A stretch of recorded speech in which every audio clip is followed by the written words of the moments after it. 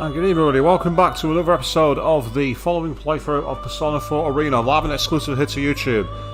And I apologise for the delay there, I was having a few slight systems issues. My light kept on switching itself off and it makes me wonder if it's going to be a bit temperamental today, unfortunately. Never mind, I've got a plan B in case we need it, but for now we'll carry on as we are. So for those of you who've never been here before, this is all about blind live Let's Plays where we like to generally just have fun, interact, do things blind, come up with some bad jokes and generally interact on the banter. So of course you can get your comments in that way. I'll do what I can to be able to get through them. For those of you who've been here before, whether you've previously watched parts of this particular playthrough of Persona 4 Arena, maybe you've been here for Persona 5, Persona 3, and the classic Personas as well, maybe you're here for Danganronpa, for Shin Megami Tensei, or maybe even the really old school streams like Final Fantasy 7 and Forza 4. Either way, a huge welcome back to all of you. Main reason being that without you people, this stream would be active, but would not be as interactive or as reactive. And now, fingers crossed, the technical things are in the background, we can start moving on with the characters. So we've so far done Narukami, we've done Yosuke Hanamura, we've done Chie Satonaka, and we have also done Yukiko Amagi. I want to carry on doing the Persona 4 cast before we do onto the Persona 3 cast. So I'm going to, because I'm curious as to how she's entered the story, we're going to become Naoto Shirogane, the Wheel of Fortune Arcana. Let's see what her story is. I'm really interested. Let the investigation begin. Let the investigation begin. She's very much on point as usual. What follows are my impressions of the organization called the Shadow Operatives, as well as their leader, Mitsuru Kirijo. What? Shadow Operatives led by Mitsuru Kirijo? Nani? My fingers fly across the keyboard. My last case was special. I need to complete my report before I forget any important details. My name is Naoto Shirogane. I'm a detective. The Shirogane family has been working as detectives for generations. Though I'm young and still in high school, I've been given the opportunity to take on several cases and to build up experience as a detective. My work has earned me some trust, as every so often the police will come to me for assistance. That's where the story begins. A sudden request from the Inaba Police Department.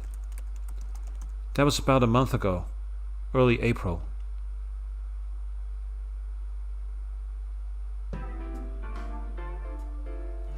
Yes, Avia jumping in the chat saying hi. Friday. Thank God it's Friday, almost free.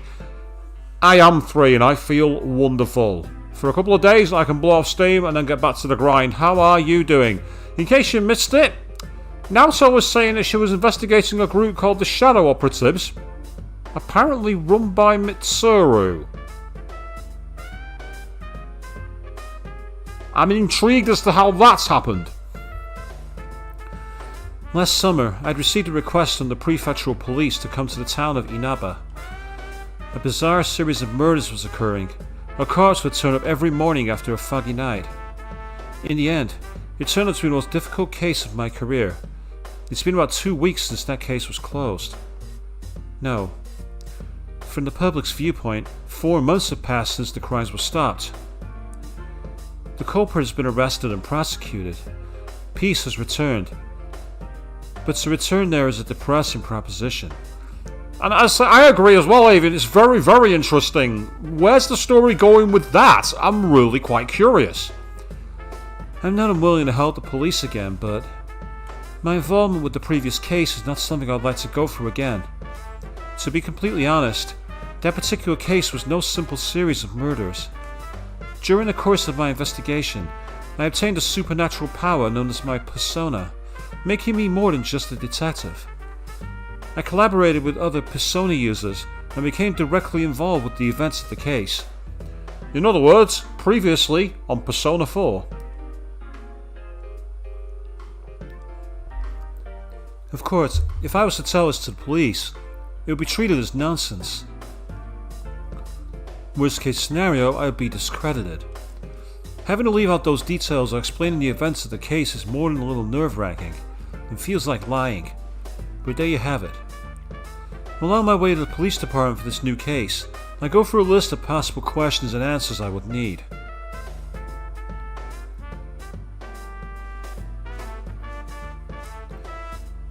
Something's different today, though. Meanwhile, Aristojack over there saying, hello, it's Friday the 13th. Yes, it is. Don't worry, Jason's not coming anywhere near here. And I'm not dressing up as Alice until tomorrow, so even that horror's been spared you all. You're all welcome. After greeting the receptionist, I'm not led to the usual dull meeting room. Instead, I'm taken to a reception area on the top floor. A leather-trimmed sofa, a curved wooden table. A nouveau riche setting. Looks like this may take some time. If this was just going to be paperwork and basic questioning, they wouldn't have brought me to this special room. Is it a new case? I have to wait several minutes before someone comes to speak with me. When the door finally opens, a man wearing a suit, not fitting the uniform of a local officer, walks in. Is he going to be Dejima? He doesn't really wear a suit, but at the same time as detectives, we always had like the grey shirt and the tie, didn't they? I'm sorry about the wait.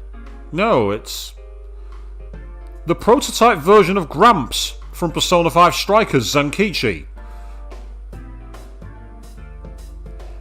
So how am I feel about Halicon tomorrow? I'm looking forward to it, Aristojack. I really am. It's been a long time since I've done a con. It'll be interesting to see because I've never actually been before, but it's really close to me. It's only like 1 10-minute bus ride away. So I'll be able to creep out all the passengers by going Shindekureru to them. He hands me his card. Allow me to introduce myself. His card is a lengthy title. National Police Agency, Security Bureau, Security Planning Division. Yeah, so it really is Zankichi. It's like a younger version of Zankichi. It looks like him anyway. I was shocked. They're more commonly known as the Public Safety Police. Yeah, PubSec! The Security Planning Division is the top center for departments that handle terrorist threats, coup d'etat plots, and foreign affairs. The Secret Police also belongs to this group. Why would a person of this importance come all the way to a rural locale like this? I look him in the eyes. He appears to be measuring me up. I see you're enough on the ball that you don't need a lengthy introduction. Good. Without any further talk, the man gets to his point. Have you heard of the Kirijo group? Yep, the Kirijo group, who, of course, for those of us who remember the Persona 3 FES playthrough, were investigating what to do with Tartarus inside the high school of Gekkokan. I doubt there are many who haven't. I'll get right to the point. We'd like to hire you to perform a sub-rosa investigation on them. You need a corporation quietly investigated. Why me? I don't see what I can do that your own department cannot.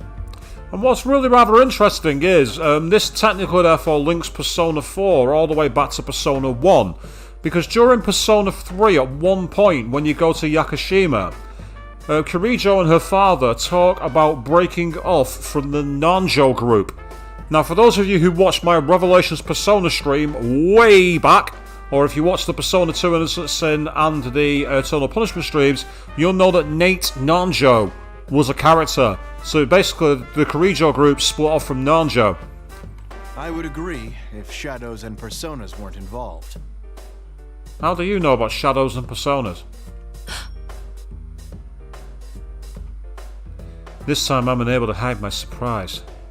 But the man continues, either failing to see or purposely ignoring my reaction. One summer 12 years ago, there was an explosion at the Kirijo-owned Tatsumi Port Island, killing over 50 people. Previously on Persona 3! You would have been very young at the time. I've reviewed that case. The official explanation was that a gas main leaked during a construction project. And the real explanation was a super secret organization that tried to make Shadows into their bitch and control the world. Ikutsuki. Yes.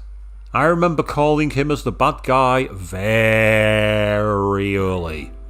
Afterwards, though, a bizarre rumor saw quite a bit of circulation.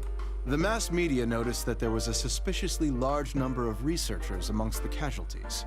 They floated the theory that the official explanation was a lie, and that the explosion was really caused by some dubious experiment.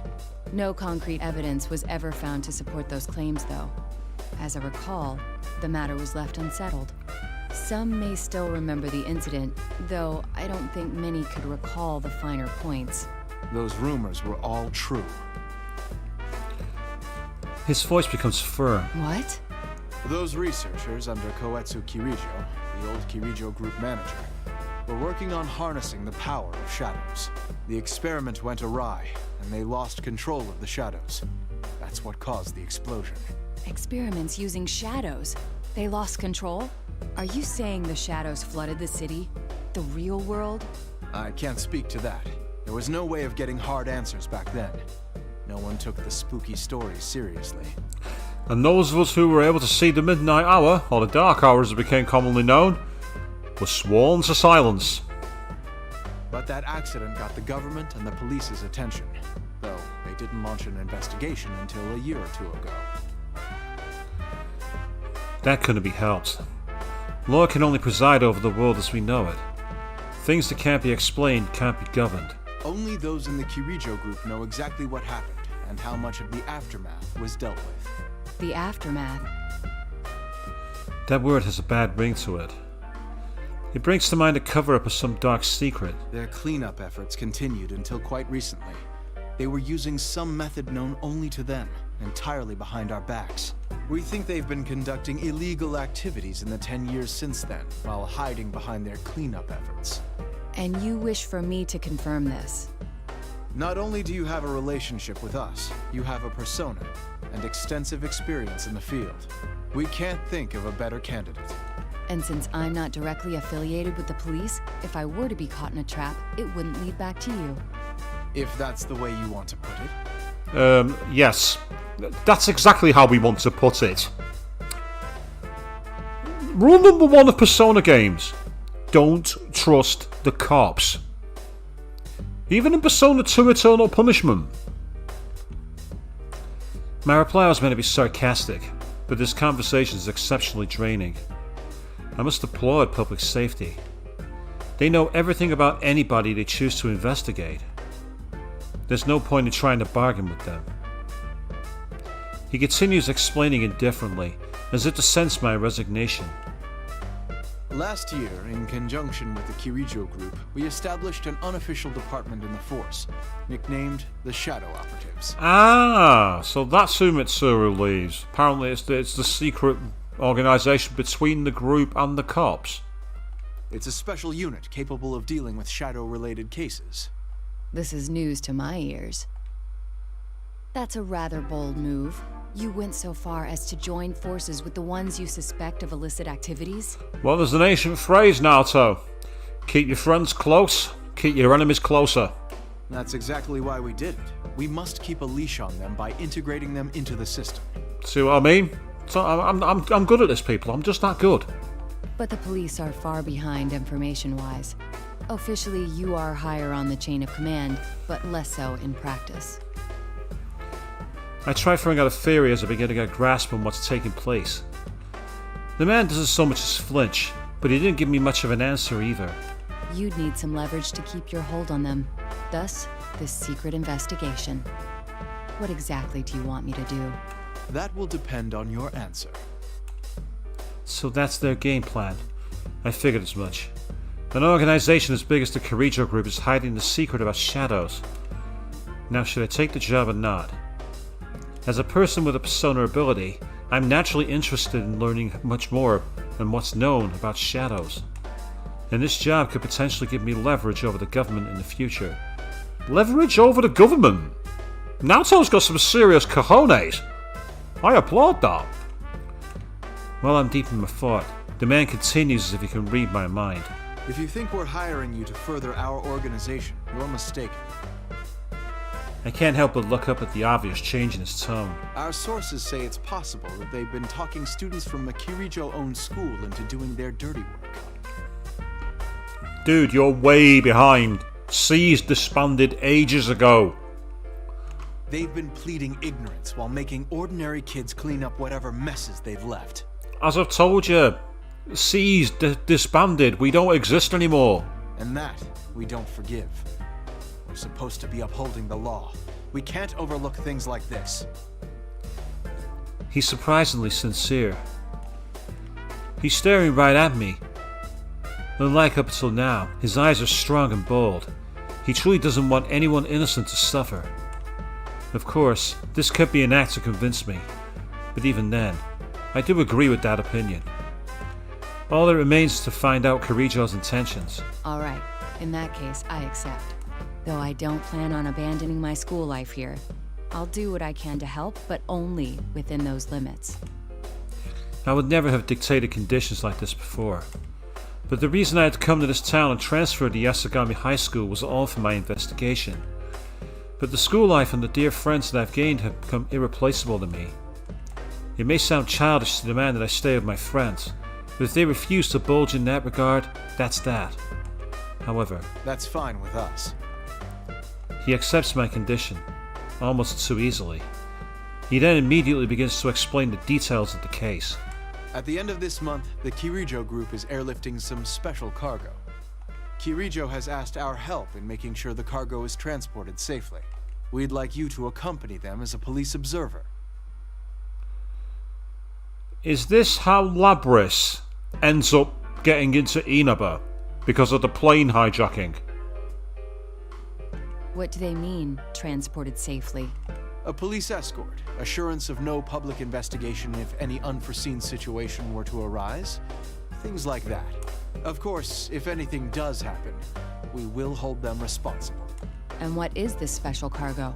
It's something to do with the shadow research. They've admitted that much, but we don't know the exact details. According to our research, it's most likely something from the old ergonomics research laboratory, classified as risk level 4. Yep, it's Labris. In other words, even though it's sealed up tight, it's extremely dangerous. And I said ages ago that that plane hijacking in the news is going to be vitally important. This is where the game catches up.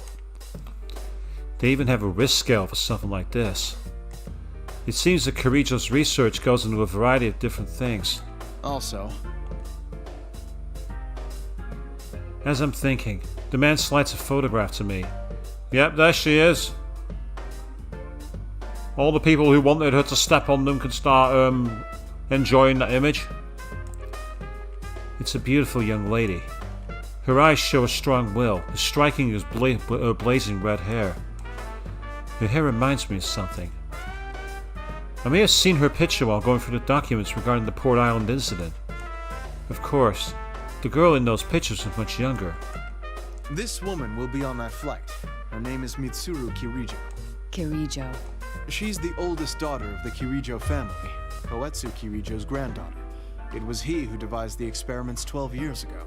You should know that she's also a powerful persona user.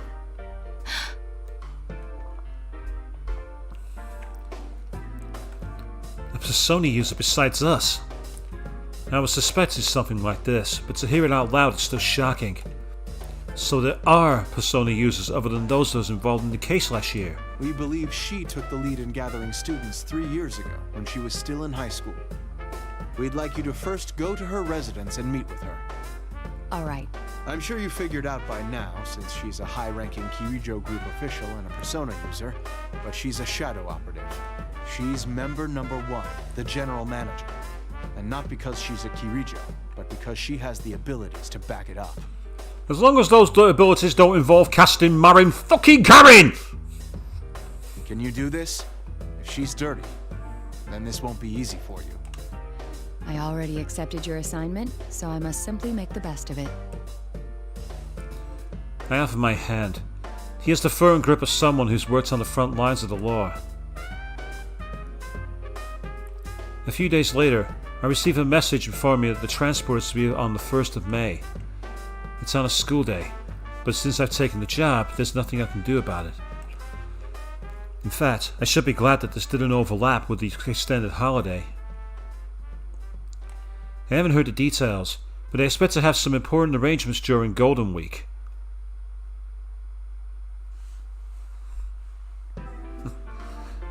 Something's triggered you about that statement, Avian, having the abilities to back it up. Yeah. Arrangements to reunite my upperclassman, Yu Narukami, who was the leader of our group during last year's incident. You're on the same one as me. Yes. Obey my command, miss. Obey my command, miss. This ends now, miss. I was resisting making that joke, Avian, but you beat me to it. Yes, Avian was Lambem 001. There's a cosplay mashup that no one should ever do. Hoin Kiyoma as Mitsuru Kurojo. I keep thinking about our reunion. It's only been 2 weeks since he left, but it feels much longer. I suppose that goes to show how much I'm looking forward to it. But I'm going off track. I need to think about my new job, so I hastily pull myself together.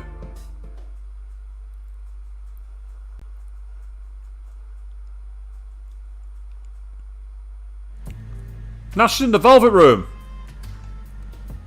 Where are Margaret and Igor? And where's Marie? Also, have you noticed in the background? The shady music from Persona 3 which played whenever our favourite teacher would realise that we were sick and ask if it was a wound, a curse, a virus, or even love. May 1st. The cargo is due to be transported from a laboratory near the Kirijo mansion. I make my way to the mansion to present myself, and end up accompanying the security detail. The limousine is incredibly long. Apparently, it isn't all that rare for the upper class in other countries to ride in cars this large, but it's downright comical on the tiny roads of Japan. Having been to Japan, some of their roads are tiny. Getting a limousine down them would be a nightmare. It's like trying to get them on one of the back roads here in Yorkshire. They just don't work. That was where I first met Mitsuru Kurojo in person. Nice to meet you. My name is Naoto Shirogane. I'll be acting as an observer today. Ah, yes, his lectures on the tarot cards, and don't feel alone, Avian. I took those lectures, and I don't fucking remember them. I've been told about you. It's nice meeting you as well. I'm Mitsuru Kurojo. So if we take a quick look at the designs then, you can see that she's got an even more Sai Nijima look about her. She looks even more like Saya now. The way the eyes are, the way the hair is, it's definitely got that style to her. Naoto obviously hasn't changed that much because canonically it's only a couple of years after the original game. But Mitsuru's definitely got that, let's say, more of the Sai kind of style to her. Her beauty is enough to attract anyone's attention. She was so much less imposing in the picture. I didn't expect the police's observer to be so young. Does that bother you? No. I didn't mean to downplay your abilities. Forgive me. No. 2 years ago, we had a 10-year-old join us climbing this gigantic tower, facing off against a god. So you're nowhere near the youngest. Don't worry about that.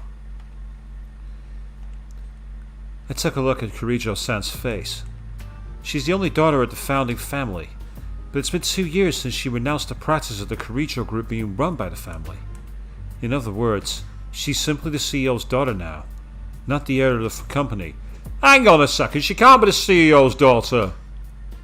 Major spoilers of Persona 3 here, but that's not possible. There's a reason for it. She must be used to constant stress, being a female leader at such a young age. Getting people to acknowledge her must have been a struggle. I don't need to mince my words in dealing with types like her. I decided to cut to the chase. Tell me, what are the contents of your cargo? I'm ashamed to have to admit this, but since the original researchers have passed away, we don't know what's in it either.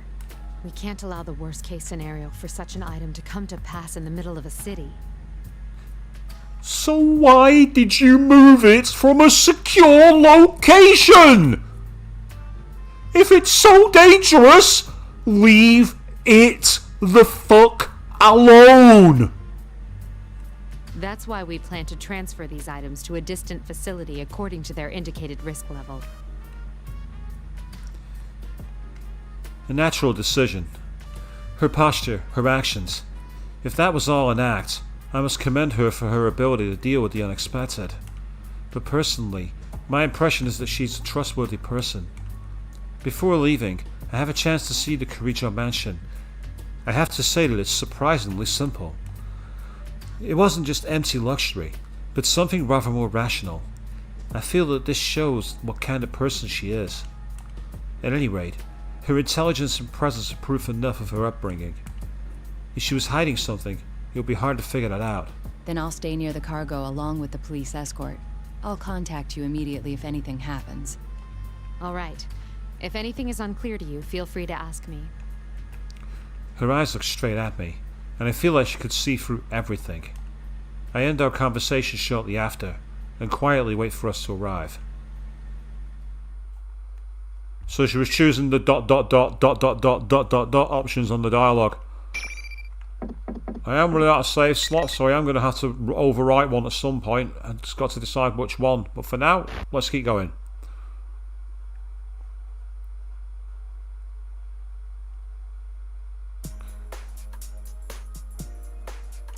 Right. For those of you who don't know, it says there on the side JAN, Japan Air Network. That is actually a very, very not well hidden plagiarism of JAL, Japan Airlines. You can even see on the tail the same logo. I don't even think they've actually hidden that. But the main thing is they literally just changed it to an N. Lazy. And also, this is really dangerous cargo. Really secure. Why are you using a regular Boeing 747? Why not a C-130 military plane? With two MiG-22s as you're flying off tail in case you need to be shot down. The limousine, transport truck, and multiple security cars reached the airport without any incident. The cargo may be dangerous, but according to the records, it was kept safely in storage for the past 10 years. Then why move it? Plus, it is worthless to the average person. If it's so worthless, you wouldn't need to transport it like this. You're meant to be the 2000 IQ detective. Think! Because of this, the people involved in the security don't look too tense. Kirita-san hands her servant her travel bag. It's almost as if she's simply going on vacation. Yakushima. Huh. Called it! Yakushima! The plane's destination is one of the southern islands. I'm sure it'd be fun to go with everyone. I realise what I'm thinking and have to laugh to myself. A year ago, I never would have considered that it would be fun to spend time with others. But I can't help but think that way now. Soon, they'll begin moving the cargo out of the truck. I clear my mind of daydreams and look back to the truck. They pass through the gate for large cargo shipments. The shipment is in imposing metal cases, but among all the other shipping containers, it doesn't attract much attention from the airport staff. How does an imposing metal case not attract attention? How?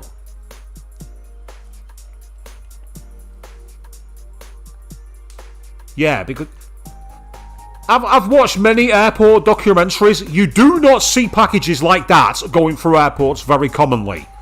It just doesn't happen. It's not long before the final case is unloaded from the truck. It's obviously different from the rest. It's covered in what seems to be heavy industrial-grade steel. It's about 1 meter wide and broader and 2.5 meters tall. Yeah, not attracting much attention. It's 1 meter wide and 2.5 meters tall, which means it's about 7 feet by 4 feet. How does that not attract attention? That's bigger than a coffin. It looks like something very special is in there, but even if someone was targeting the shipment, it would be impossible to steal that. 4 men in suits slowly tip the case sideways to place it on the cart. Seeing it on its side reminds me of something.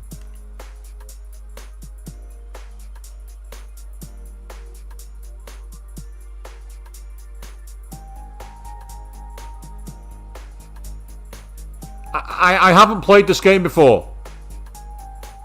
I promise you, apart from the parts I played before, I've not played this campaign before. I did not see that coming. It looks like a coffin. The moment I realise that, a shiver runs down my spine. It does look big enough to have room for a person to lie down in. Yes, because you said already. It's 6.5 meters tall. A door is 2 meters. How many people do you know who are 18 feet tall? Could there really be a person inside it? Could it be that this tight security is not to prevent theft, but to keep the cargo from escaping? And yeah, it does kind of look on, I suppose, but still. No. How can I imagine things like this without any proof? I shake my head to clear it of all these pointless thoughts. No, Naoto, you're security detail. It's your job to think of these situations. Security detail spots holes in security and plugs them. That's your job. Am I just shaking because I heard this has something to do with shadows? Eventually, the check-in process is complete, and the announcement to begin boarding echoes through the airport. I relax a little, relieved that nothing has happened up to this point. Once the plane takes off, the only thing in our way is the sky. He says that's a nice plane, Mr. Jack. As I say, I've flown on those before. I've flown on those aircraft before. And also, Queen jumped in saying, "Oh, cool, Naoto's turn. If you've missed the first half an hour, Queen, you've literally just seen a few interesting matters. But you say the story's been a bit different to what I expected so far, actually." I put on an earpiece to tune in the police radio to keep with the current situation. So far, nothing was out of the ordinary. Kirijo-san's group finished checking in and aboarded the plane. The cargo should be loaded soon. After I supervise that, I'll check in and... just as I think that, an urgent voice jumps onto the band. The aircraft squawk code has changed to 7500. 7500. I have trouble mentally shifting gears after a long period of inactivity. I never imagined I would hear that number with my own ears. 7500? A hijacking? Is the plane I'm investigating being hijacked? That can't be a coincidence. But could this have been set up by the police or the Kirijo group? No, there's no benefit for either of them to get involved with the general public. If that's the case... Is it the cargo they want? There really is someone after the cargo. Wait, if they're after the cargo, why hijack the plane? If they're not trying to steal the cargo, could they be after Kirijo-san? No, that doesn't feel right. Hijacking is an efficient method to carry out a kidnapping or an assassination. If they have the time and resolve to pull this off, they'd be far better off trying to take over the plane in mid-flight. I can't figure out their objective. Why would they do something that attracts so much attention? You finally caught up, Naoto. It's called a distraction. Attention? This is a very peculiar time to attempt to take over a plane. Very peculiar indeed. Hijacking before departure forfeits the biggest benefits of hijacking. But at the same time, all normal airport operations will come to a halt while everyone turns their focus on the plane in question. The airport will naturally stop loading baggage onto the plane while this hijacking goes on. It's the perfect distraction. So they are after the cargo. If that was the case, the hijacking is only a decoy. But would they really risk their lives hijacking a plane over one piece of cargo? Depends on the cargo, Naoto. If the cargo happens to be a nuclear warhead, people will quite gladly throw their lives away so some nutter can hold the black box button. As I think, I scan the area from my viewpoint up in the boarding area. I see a van that had been parked near the cargo area suddenly peel out. Huh? A suspicious departure at this time? I have a bad feeling about this. But the cargo was just unloaded right in front of my eyes. I didn't see anyone steal it. No, you didn't. Hold on. The 4 men in suits are the handcart. I don't see them. I'd lost track of them in the rush of activity after the hijack call. I grind my teeth and interrupt the radio call. This is 002, over. A suspicious vehicle is leaving the scene. Stay in pursuit. It's a large vehicle, about 2 tons. License plate... So why would they be after the cargo, Mr. Jack? Depends on what the cargo is. If I'm right, I think that cargo is Labris. And they want their own shadow weapon. I hear someone confirm with Roger, but there's shouting and confusion going on in the background. I'm unsure if my intentions have been understood. I run across the airport by myself. I need to grab hold of these people's tail, even if to only get a few hairs. Of course, there's no way I can catch a vehicle on foot, but I have a plan. I run down the escalator and bolt for the passenger pickup area at the arrivals lobby. I look around outside and... there it is, just as I thought. The suspicious vehicle was coming this way. The airport's road layout is a loop. which means that they are actually at Narita Airport in Japan. I've actually been to Narita Airport, and they do have a loop layout which is used for the taxis, because it's one of the most populous airports in Asia outside of Hong Kong. So they have a lot of like traffic locally and internationally. So they have a lot of pickups.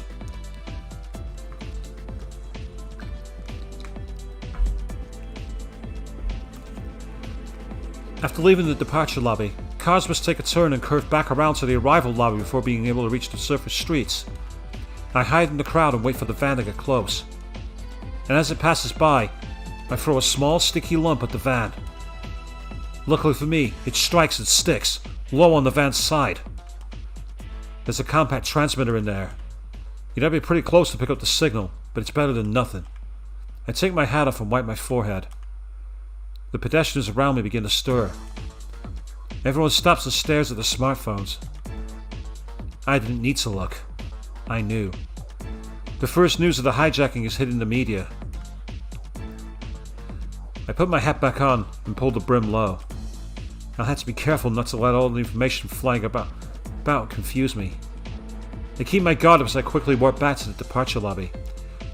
I say, Japan's a great place. There's a lot to learn about it. I mean, if you're interested in that, you could always check out the con in Manchester called Doki Doki. That's on the 27th, 28th of August, and that's like a Japan culture one. Also in Leeds, if they do it next year in February, there's a small con called Toshicon, which is very much about the Japan culture. That's worth checking out. Another 45 minutes pass without any more clear information coming through. There's chaos on the radio, and people are in a panic. But after an hour, the confusion suddenly stops, and a shocking report comes over the radio. All personnel on scene. The suspects have been apprehended. The hijacking is over. I repeat. They dealt with it so soon? Though some passengers were ill, there were no casualties. As far as I know, the hijackers didn't even make any demands. It's hard to think the police could have negotiated with them. But on the other hand, there's no indication that the special assault team had stolen a plane. Did the group surrender now that their decoy objective was complete? What's going on here? Just then, a radio call came in directly for me. Operator to 002, over. The hijacking has been dealt with, but the transfer must be cancelled. The whereabouts of one piece of cargo cannot be confirmed. All indications are that it has been stolen. Again, if it was safely secured for 10 years, why did you move it? Seriously, where did he find these clowns? Then that vehicle earlier. Are you still in pursuit? We're tracking it through the N system. Head to the guest room immediately so we can discuss our response. Here's our response. Send in the chopper, shoot the fucking thing down and bust the drivers. There's no need to talk about it. Get helicopter support in and take them out. It looks like I called to report that suspicious van had not been a mistake. Understood.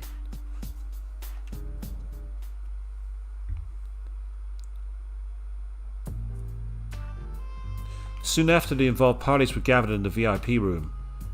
That's their idea of a VIP room? It looks like a boring fucking office room. That's not a VIP room. Where's the lounge? Where's the drinks cooler? Where's the HD TV? Kirija-san and the police are talking hurriedly. But because there's a lot of confidential information being discussed, it was only expected there would be some difficulties in communicating. At any rate, the van on the run could be tracked through the N system. The hijackers were handed over to the airport police, while those of us who knew the truth about the cargo were moved to one of her buildings. That was a very tidy operation. I had thought it would take at least half a day. To put it delicately, we had someone with special abilities handling this. Let me guess, Akihiko went full East End Thug and knocked them all out. Then again, though we prevented any harm from coming to the hostages, we lost the cargo. Nothing for it, I suppose. Who would have expected an entire hijacking to cover up the theft of some cargo? Security detail who did their job and thought of the risks. You're in an airport transferring highly delicate cargo. How do they get close to it? What can they do? And you throw out all the possibilities and you cover them off. That's how security detail is supposed to work. You're not fully to blame, Naoto, but the rest of the cops, the adult cops, amateurs. All amateurs. I must apologize to you as well. I was the closest at hand when it happened. No, you did more than enough. It's thanks to your sharp eyes that we're able to track the suspicious vehicle now. I'm impressed that you realized in all the chaos that the cargo was the true target. You even spotted their getaway truck. Thank you. Our next step should be to interrogate the suspects in custody and... Yeah, by the way, Queen, have you noticed how Mitsuru now looks much more like Sai from Persona 5? I made that comparison when I first played 3, but she looks even more like her here. Sadly, it won't be that simple. I haven't heard much yet, but it seems they're having unexpected difficulties with the interrogation. It will take some time. Unexpected difficulties, huh? If they were prepared to risk their lives for this operation, I suppose they won't break so easily. We made an error in judgment. We were too focused on preventing the item itself from doing any damage. But since they targeted something so unusual, that should narrow down the suspect pool. I can't deny it's possible that someone connected to the Kirijo group is behind this. So, when I first saw the model, I'm like, oh wow, she really is the original Sai. There's a conspiracy theory for you. She left the Kirijo group, changed the name, became a prosecutor. And you like Mitsuko, she reminds you of Sai. She has a lot of the same kind of beliefs, like a sense of justice and everything else. Definitely, I can definitely see that for sure. Thank you for your assistance, Shirogane. I'm sorry to have involved you in this mess, but the professionals will take it from here. Professionals? In other words, she plans to investigate this herself as a shadow operative. Does that mean my work here is done? I'm afraid so. We do value your cooperation. So Naoto's the only one who actually spots the lead, creates the lead, and then gets benched.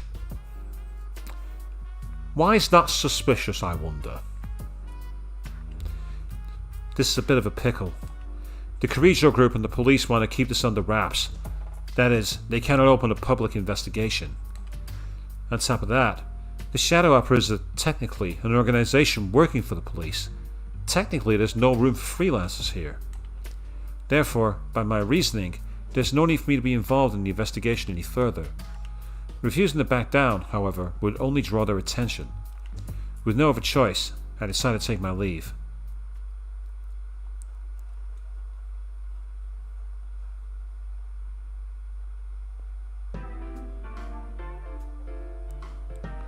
But to be fair, she's been given quite a decent hotel room there, actually. Especially with that computer chair. And I've never been in a hotel where they give you a chair that comfortable. They're always made of shitty plastic. It must have been chaos at the office. Despite the unusual events, the man who hired me has not yet gotten in touch with me.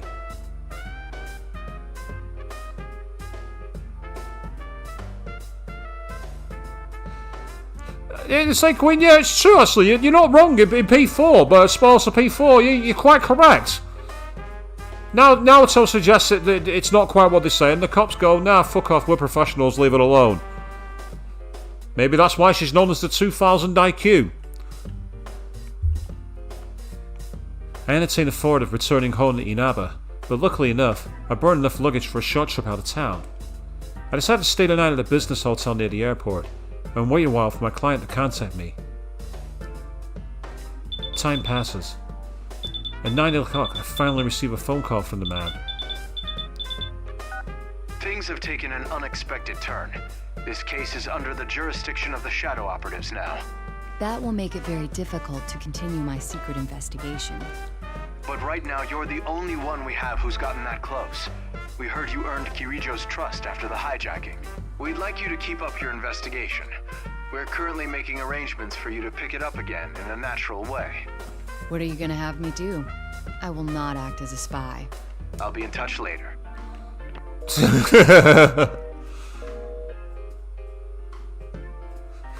It's a fair point, isn't it, Queen? Yeah, it gets called the Killjoy Detective, because every time she gets them to do the job, they tell her to leave. Killjoy, maybe? No, someone who's competent. He hangs up without waiting for my reply. I sigh. I feel a weight in my heart. This has a high possibility of turning into a private investigation from the shadows. pretty much a polite way of saying corporate espionage. If I'm to take on this job, I need to have some sort of plan. At any rate, I cannot plan my movements without knowing how the situation is progressing. It'll be far better to prepare for tomorrow instead of getting worked up with worry. I read the newspaper and watch some of the TV coverage of today's events, then go to bed early.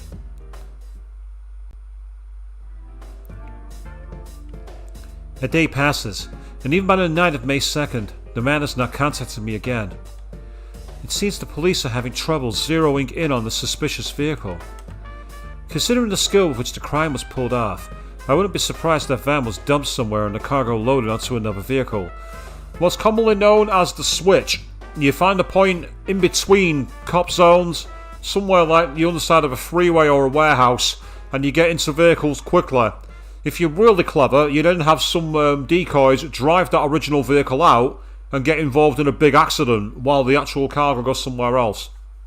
And now I've got the cops knocking at my door for teaching people how to commit crime.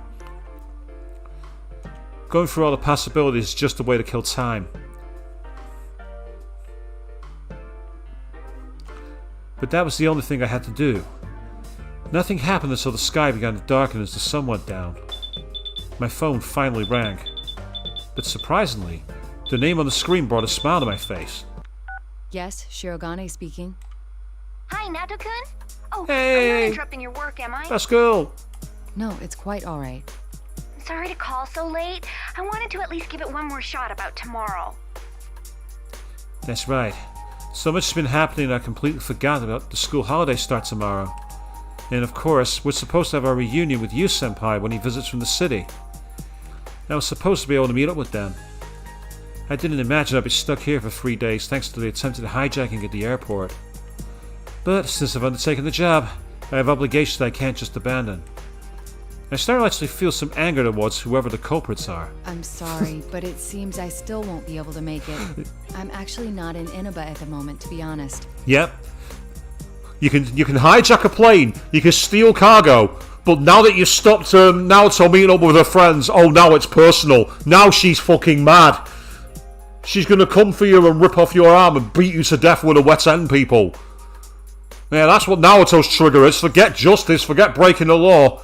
Get in the way of her friends and ooh. Oh, yeah, you mentioned that. Oh, then I guess you can't check even if it rains. Even if it rains? Oh, nothing. Just talking to myself. What was that? It's okay, Naoto-kun. I know there are people who'll be in trouble without you. You need to stay there and help them out. Yes, well, Help them out, huh? It irritates me to know that what I'm going to do is pretty much spy work. it really is a shame. Give my regards to Senpai and the others, won't you? Will do. Good luck with the job. I hang up the phone. See my dear senpai again. I feel that's much more important than a job with an uncertain outcome, and I feel a little sad I'm going to miss it. Maybe I should just turn the case down and make a surprise visit tomorrow. I wonder if any train would make it in time. Out to Inaba? Inaba's in the arse under nowhere. I doubt it. But it looks like the case is not about to let me leave. Just after my talk with Chie-san, I was preparing for bed. The public safety official called me again. It seems we may be back on for the secret investigation. Mitsuru Kirijo just requested our cooperation. We agreed. A detective by the name of Kurosawa will be heading out tomorrow. We want you to accompany him to the rendezvous point. Kurosawa? Is that the cop from the mall? From the police box who sold us weapons in Persona 3, Officer Kurosawa? I think it is. I think that's him. When they ask about this Kurosawa fellow, I receive an unanticipated answer. Apparently, he had helped Kirijo-san's activities on his own while he was a constable. Yeah, right! I knew I recognised that name. It's the cop who sold us weapons in Persona 3 in Polonium Mall. Even though his superiors didn't understand what Kirijo-san was up to, he followed his own instincts and helped to protect his town. Normally, he would have been punished for this, but the situation took a 180-degree turn thanks to the establishment of the Shadow Operatives. His knowledge has been invaluable, and rather than being disciplined, He has been promoted to plainclothes detective. Kurosawa is willing to leak you whatever info he learns about the Kirijo group through his cooperation with them. I'm surprised he agreed to that.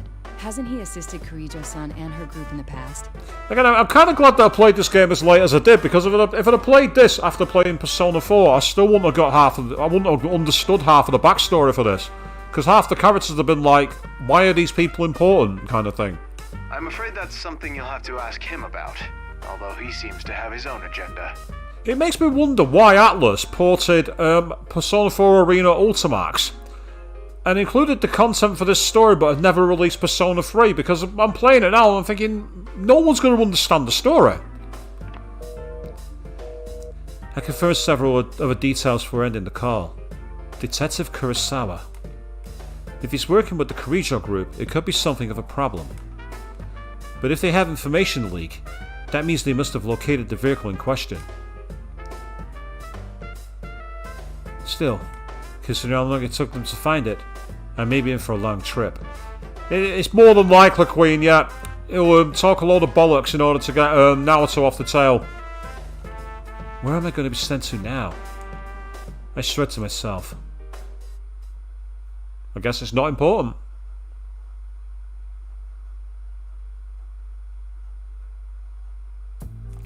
The next day, May 3rd, I meet with Detective Kurosawa.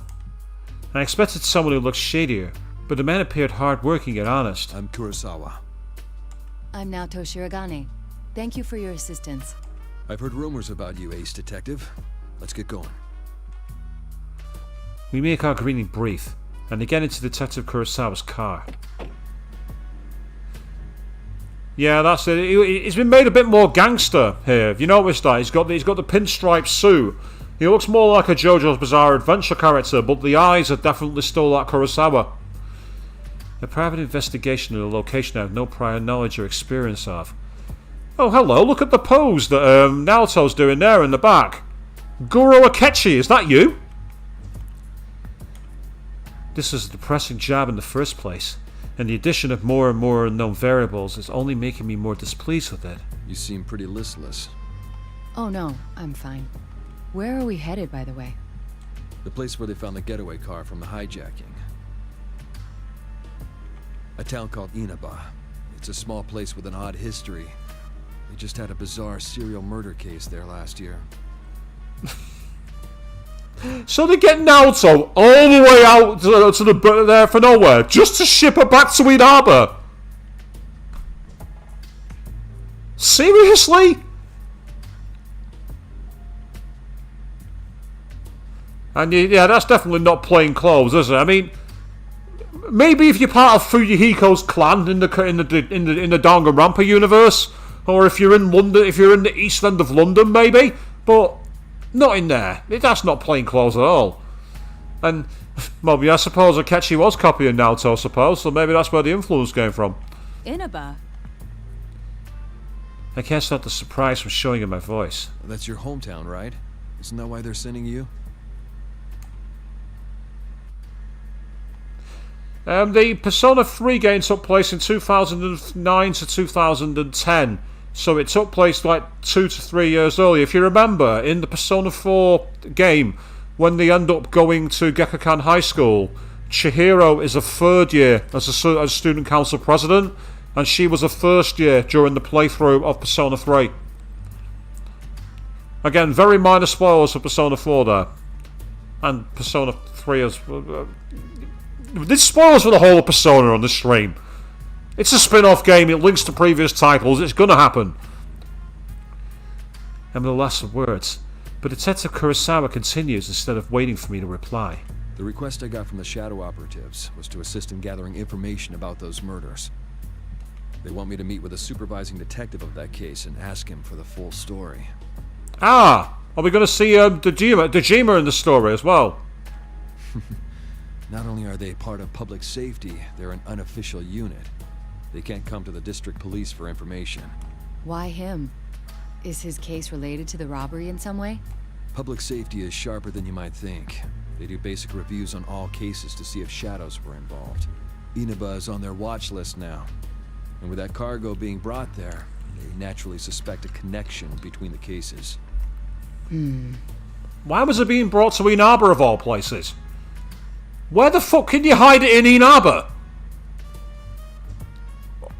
Where could you possibly hide it? If there is a connection, then it might be related to our case. I begin to have ominous farts and my expression darkens. But Detective Kurosawa doesn't probe into that topic. Perhaps he's the type of person who doesn't judge people based on evidence, but gets a feel for them through conversation and actions. How am I reflected in his eyes? I can't help but wonder.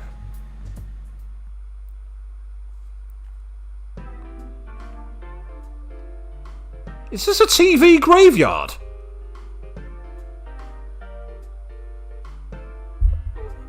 What?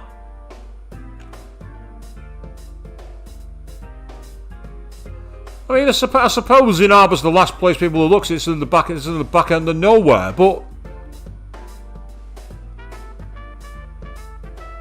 I'm sorry. You want to keep it somewhere safe. You keep it away from the general public.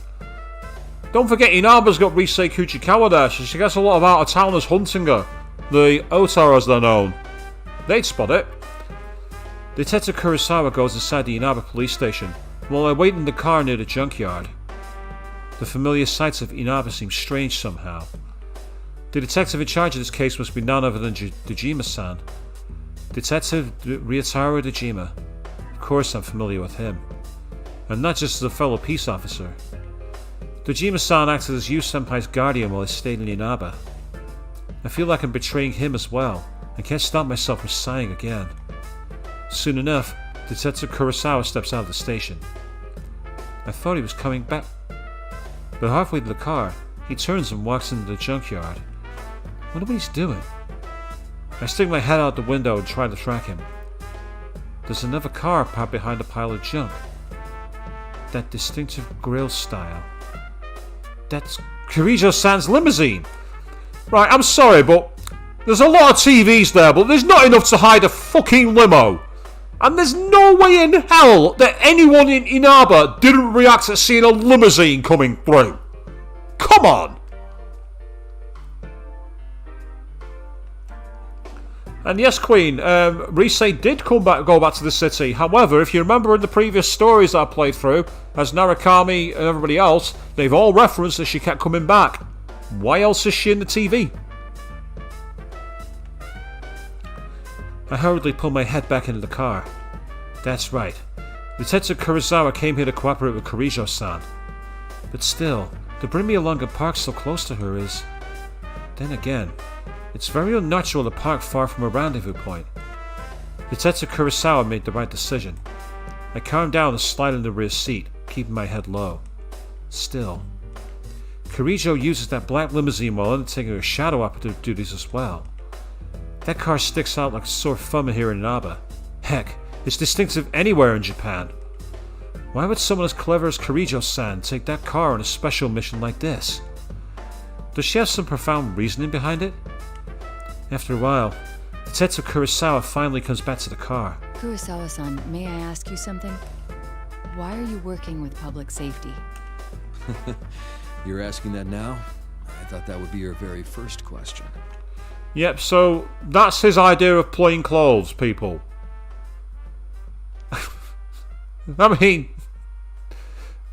if he's trying to infiltrate the Yakuza organization, maybe, but that's not plain clothes.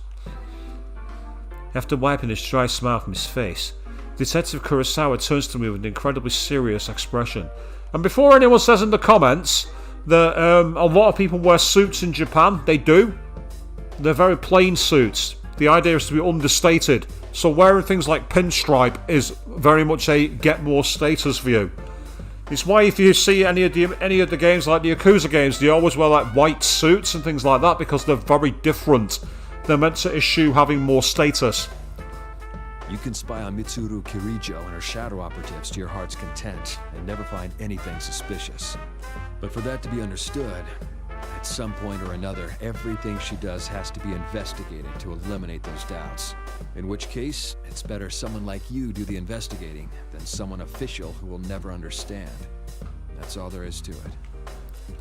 So he does have his reasons after all. Thank you for your cooperation.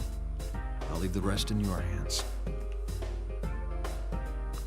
I exit the vehicle, and Kurosawa-san takes his car onto the highway and speeds out of sight. He has no doubts whatsoever regarding Kirijo-san's activities. To be honest, I'm inclined to agree with him, but I can't jump to conclusions on the evidence. I use heaps of junk as cover to sneak close to the limousine and watch. Aegis and her sisters, the other robots, were created by the Kirijo group. I remember Rakutsuki saying something like that on the island of Yakushima. And basically the project failed and was shut down, obviously because of the collision with what was originally the entity that ended up inside Makoto. So I think it was definitely the main bad guy from P3, which was, oh god, what name did he go by when he became his human form? It's going to really fucking annoy me, that. Basically, he was what Aegis faced off against and lost, or she couldn't destroy the entity, so put it inside Makoto. Not long after, I see two people exit the vehicle. Yes, there was Aegis, Metis and Labris, that's right, Avian. There's probably more, to be fair. And, well, if you got to get back to work, plough through it as best as you can. 2 more hours, well, get through it as quick as you can. Hopefully it goes okay for you, Avian. And, yeah, Queen, as I say, I think Kirijo were involved, obviously, because their company were the ones behind the shadow, what are known as the anti-shadow weapons. Ah, look who it is. Speak of the devil, and they will come. One of them is Kirijo-san. However, unlike when I saw her at the airport, she's still wearing her equipment, likely suited for combat. Is she? Has that changed in any way? I'm not so sure. The other person looks strange. Is that the fabled humanoid weapon? There was information about a humanoid weapon, mixed in with all the data I had about the Kirijo group. When I first saw it, I was confused. But that had to be what was standing in front of me. It seems natural, almost lifelike, but there's no denying that it's an artificial construct. It seems like the rumors of an unorthodox anti-shadow unit were true. Another man comes to join them soon. Here comes Akihiko. He, too, was dressed in outlandish attire. He was shirtless and wore a red cloak like a desert nomad. He's a perfect example of someone who ought to be detained for questioning. Do you really think it's wise to walk around with no clothes on, you miscreant? Explain yourself. Although I must confess it is boss, he's got all these scars on his chest now. Very similar to Sakura from Danganronpa. I compare his face to the list of pictures of the people involved with the situation. While his taste in clothing has changed, I believe that this man is Akihiko Sanada. I can't imagine what would possess him to go about dressed like that, but I speculate about their actions. What business do they have here in a junkyard? There's nothing here but a pile of broken household electronics and abandoned televisions. Then it hits me. Detective Kurosawa told Kirijo-san about last year's incident, so they're going into the TV. And, of course, she has prior knowledge of personas and shadows. Then, no doubt she's heard of the idea of entering the TV world. After all, it appears many times in the testimony of the killer from last year. Yeah, that's right. I'm pretty sure I said that, to be honest, that Akihiko showed up during Chie. And again, when I chose not to follow the stakes more, I get the feeling that I missed the confrontation with him. I reckon I'd have had a fight with him as Chie if I'd have chosen to follow the stakes more and jump out the window. Dejima-san may have discarded it for being far too fetched. But Detective Kurosawa must have caught on. I take a closer look. There's a mountain of old television sets. Victims of last year's switch to digital broadcasts. They're not planning to enter a TV from here, are they? Even as I say that, the mechanical girl already has her hand sticking into a TV screen. It's exactly as I thought. The mere fact that they are testing what I heard so recently cannot bode well. Uncertainty crosses my mind. The three of them are clearly preparing to enter the television. Should I blow my cover and warn them about what they're doing? If they enter, they may not be able to leave. But the other world should no longer be dangerous anymore. And I heard from Yosuke-senpai he'd asked Teddy to leave the exit TV out just in case. If they're persona users, they should be able to handle the shadows. There shouldn't be any peril, but... However, Kirijo-san made a decision faster than I could.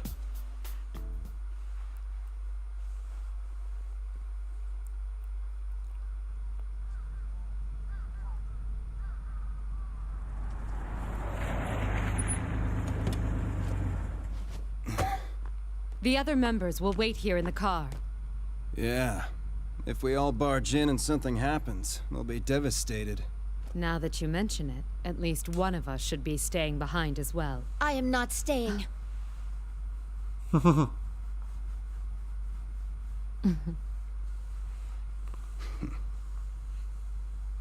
Us three will be plenty. We'll end this in a flash. No problem. The same as always.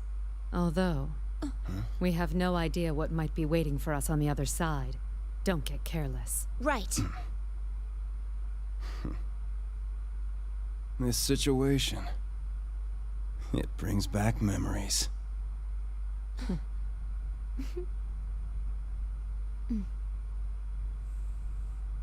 Ready!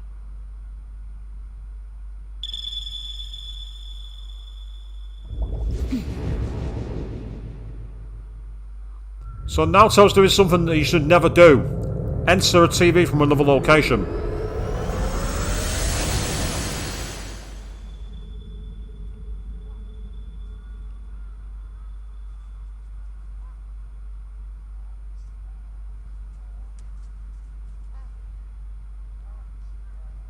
Why enter the TV? What's going on?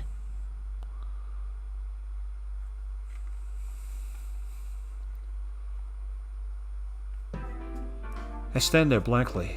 Is the stolen cargo inside the TV? Well, I'm guessing so now, because I think it's Labrador's. Should I chase after them? If I turn back here, we may never be able to find the three of them again. And if that happens, the truth about the case will be lost forever. If a property was placed in the TV world, it means that whoever stole it knows the truth about last year's events. If that's the case, then I can't ignore this, no matter what my assigned task is. Well, if they're determined to enter the TV despite not knowing the risks, I can hardly allow cowardice to prevent me from following. I realize that the straw breaking the camel's back is not logic, but my pride, and I smile to myself. But my mind was made up. I stand up, look around, and then step inside the same television they used.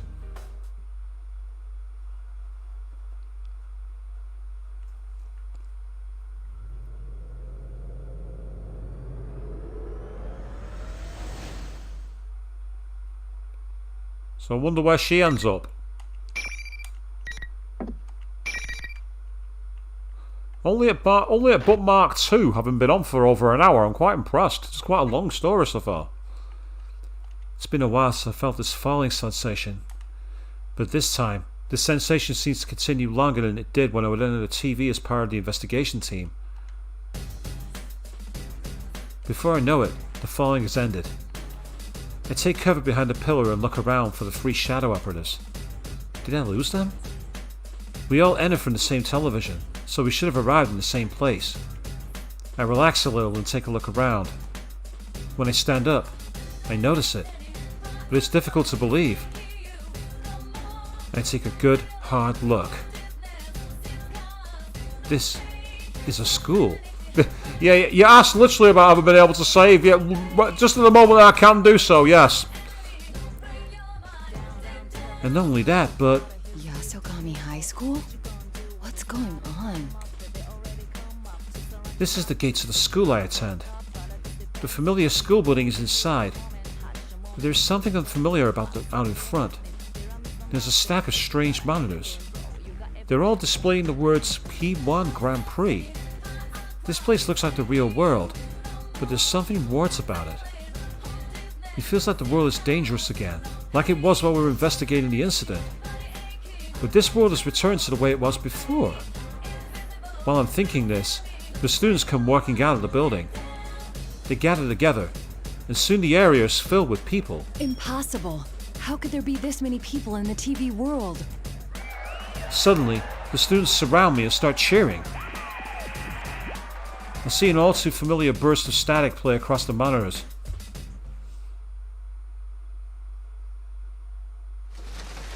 Rivals.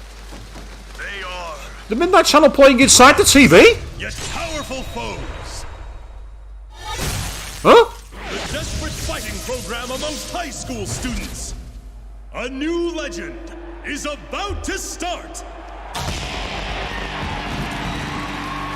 May the manliest of all men come on down! Nobody touches his precious Nanako, the sister complex kingpin of steel, Yu Narukami! It's only natural. Wage slave in the boonies by day, hero by night, Captain Resentiment, Yosuke Hanamura! Everything that bores me has gotta go. A spunky dragon with deadly legs, the carnivore who's discarded womanhood, Chie Satonaka! You need to eat more meat! Please escort me to the ring, my prince, the unconquerable Snow Black, Yukiko Amagi! I'll finish you in one strike! Blooming roses and bulging muscles, the blood-curdling beefcake emperor, Kanji Tatsumi! Deep into realms of romance, the body of a child, the brain of a genius, the 2000 IQ killjoy detective, Naoto Shirogane! Is this an army of idiots? Fight and survive towards the one throne waiting at the end! The P1 Grand Prix where fierce fights will be fought! The battle begins tonight!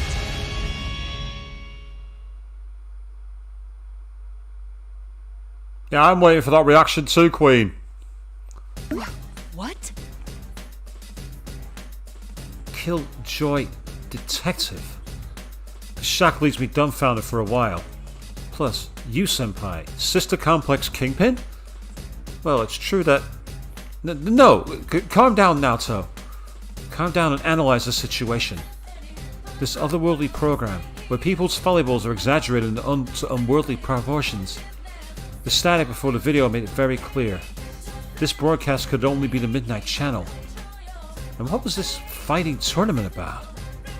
The members of the investigation team and the combatants? It seemed that Teddy was acting as the host for this. Well, somehow she was incredibly understated by it. She's always renowned for being calm, though. The fact that she agreed with Narukami being the sister complex, though. It's not like it isn't true. Anyone who's played the game knows that Nanako is like the ultimate, like, trigger. You do anything to Nanako, you are dead. Narukami will literally come and kill you. All of us know that Senpai is coming back to Inaba during Golden Week. In fact, going back to the whole thing about Narukami and Nanako, if you actually put into YouTube, you can put in like Nanako Persona 4. There's a video that's about 40 seconds long with a clip from the anime where Nanako sings the Juness theme while at Juness, saying she loves Juness. And then Yosuke says he loves Nanako. Someone's edited it in to the next scene being you and Izanagi knocking him on his ass. It's one of the funniest things you'll ever see. It's well worth watching if you've not seen it. It's one of the best shorts you'll find. Then could this be some kind of way to welcome him back? No. Calling him a sister complex kingpin, that's not a welcome, that's a challenge. Who would publicize a negative nickname like that? Besides, whatever the reason, I can't imagine that someone would seriously want us all to fight each other. What's going on? Does it mean that the rest of them are in the TV world as well? Without warning, the sound of microphone feedback pierces my ears. Hello, boys and girls of Yasogami. Sorry for the wait. That voice. That's Rise-san. The students go wild. On the monitors, Teddy appears to be wearing some sort of costume. I'm proud to announce the commencement of our very own P1 Grand Prix! It looks like Rise-san and Teddy are the ones running this. Did he really plan on holding this P1 Grand Prix? And now the moment you've all been the challenger in our first battle. If that promotional video is correct, then are the members of the investigation team going to show up? Just as I lean forward to see what's going on, the spotlight shines down directly on my face, blinding me. Naoto Shirogane! What? The students surrounding me raise their fists in the air and shout. This is a pickle. It seems that I won't be able to chase Kirijo-san down at this rate. First a plane hijacking, and now another unforeseen interruption. Come on down now, Chan. Teddy, what is the meaning of this? Didn't you watch the intro video? It's a fighting tournament. I gathered as much, but I was asking why you would do such a thing. Pitting friend against friend in battle is going too far for a joke. And I know where it's Queen. You enjoy the rest of your evening and check it out when you can. The archive will be up later. It's not a joke, though. I'm giving this 100%, just like I always do. Now get out there now, Chan. Show me everything you've got. It's punishment time! You're not making any sense. Besides, there's... While I'm speaking, I see the area in front of me twist. I close my eyes at once. When I open them, I see that only certain things around me have been warped by whatever that was. The scene on the monitors, the students around me. I blink and rub my eyes, but I soon realize that my eyes aren't playing tricks on me. What the... Are these students an illusion someone is creating? With their skins missing, the students have become dark shapes that only resemble human form. And I do like the twisted artwork they've done there with the artifacts. I actually really quite like that. If you notice, the camera has not distorted, but the rest of the area has, suggesting that obviously the eyes are the most important thing. Are these shadows of some sort? Well, I do find it hard to believe that so many people could have wandered in the TV world. Even if this many people did get in here, the town would be in an uproar over the mass disappearance of so many students. It makes more sense for them to be shadows, but if that's the case, why did I see them as students? Could it be... Teddy and Rise do have the power to interfere with other people's thoughts to a certain extent. It may be possible for them to be projecting illusions in my mind, but that would prove that the two of them really are the hosts of the show. I decide not to jump to any conclusions for now. Even if the two of them are behind this, why would they hold a tournament to deceive me with illusions? I won't be able to figure out anything until I determine what their objective is. As I consider in my next course of action, Teddy, or should I say General Teddy, speaks directly to me. What are you all fidgety for now, John? You need to powder your nose? No! Anyway, if this is not a joke, can I assume you won't easily let me go? Bingo! You have to win the fight if you want to move on. Only the one who makes it to the very end is set free! This is getting me nowhere. Talking to him isn't helping me figure out what's going on here. Well then, let's get this started! Bring out the first opponent! Another spotlight appears across from me. A person steps out of the darkness. It's been a while, Naoto. Senpai? Why are you here? I promised I'd come back during Golden Week. Don't tell me you forgot. No. Of course I remembered. It's just, I didn't expect to see you here. I could say the same thing. I heard you couldn't make it because of your job. Yes. Actually, I'm here on matters related to my work. It came as a surprise to me as well. Huh. Looks like you're as uninterested in socializing as always. Huh? What did he just say? Everyone says that though they think of you as a friend, they never get the same vibe from you. That's not true. I just happen to be busy with a case. But really, now's not... Work. I guess work's all you care about in the end. Even now. I'd say you're more concerned with your work than us. I get it. Hanging out with people outside work is a burden for you. It's like an invasion of your privacy. Senpai? He's not the type of person to speak so poorly of others, is he? Is this an illusion too? Relax. I'll help get you knocked out of the tournament so you can get back to the work you love so much. He summoned his persona. Are you serious? Senpai attacked me with his persona. It wasn't an illusion. It was real. If he'd hit me, I would have been seriously hurt. But now I know something. He's clearly not in his right mind right now. The leader of the investigation team I knew would never, under any circumstances, harm his friends. What a reunion this is turning into. If I must fight you, I will. So we've got our first fight as Naoto. And we've got another save point, which is good. I've no idea how Naoto controls. I've never fought with her before. So let's see what attacks she has.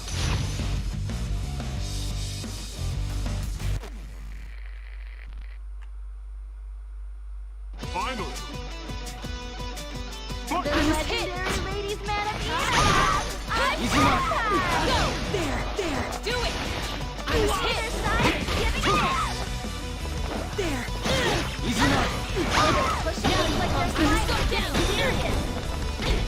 I've got no moves at all. Or if I do have moves, I don't know how to use them. How that didn't kill me, I don't know. God, the controls are poor. I've got no real speed. I've got no moves at all. I had literally no moves. That was rubbish. That was really bad. So we'll go to the back and we'll restart. Wow, they gave her no... Unless I've literally just not got a move at all. Yes, I know. It's okay. We'll reload. No big deal. Welcome. No, we're not saving. We're carrying on. I wish Thank you you. good luck. Thank you very much. Let's carry on.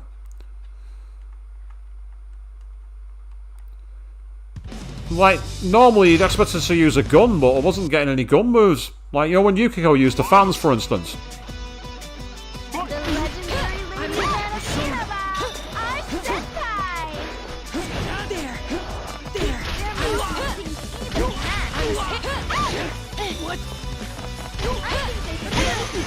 There! Wow, her persona's so slow. For a fast persona, she's real. For a small persona, she has no speed whatsoever.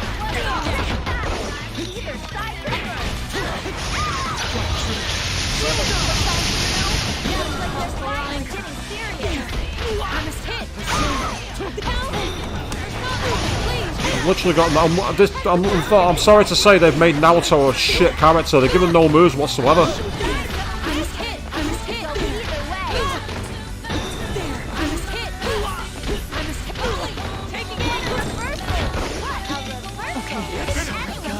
I managed to clutch it, but by pure fucking luck. I managed to somehow clutch that. I don't know how. I'll take it, but yeah, I was really... Unless she's got a very unusual command set, which you really need to practice.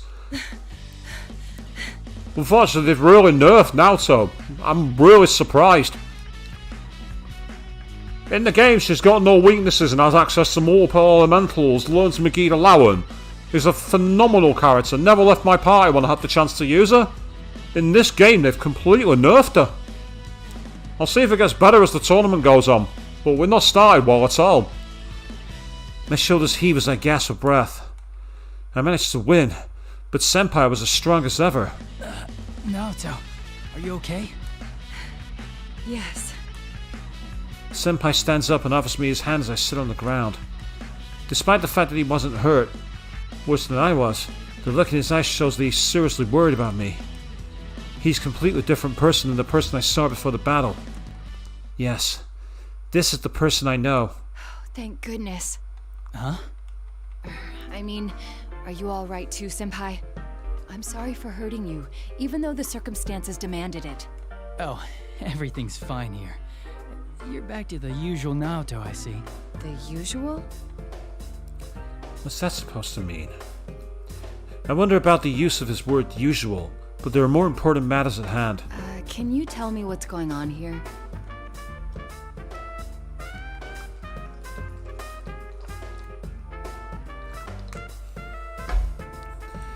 Senpai tells me about what had happened in Inaba while I was gone. I'm at a loss of words. The Midnight Channel started to air again. The video that I saw was a promotional video for something called the P1 Grand Prix. Apparently, it had been shown a few times just before I saw it. Wait, that video? It was shown all over town. Now's not the time to get into this sort of thing. Discourage me.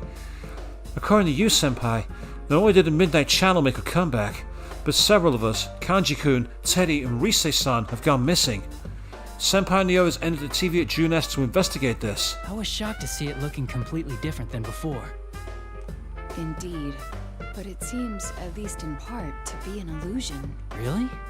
In fact, the students gathered to watch our battle were not real. Oh, yeah.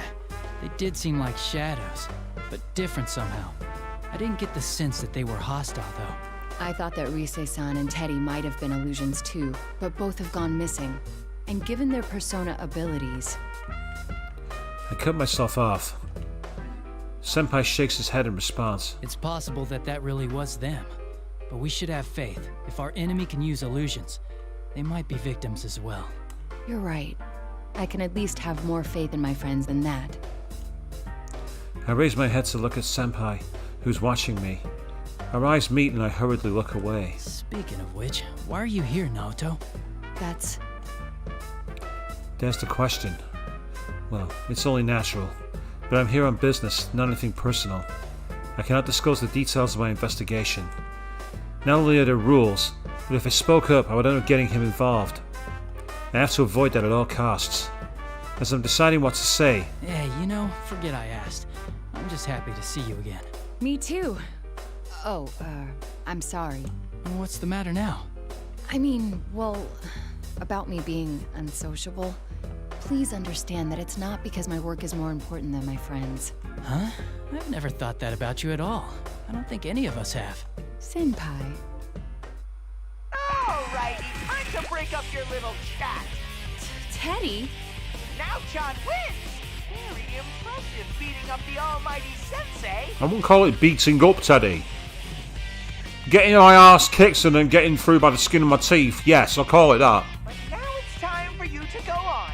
Your next opponent's already waiting. When his speech is over, the monitor shuts off. Next opponent, huh? I'd rather not continue this charade, but I have to push forward in order to get a hold of the situation. Well then, we should get going. Yu-senpai nods reassuringly.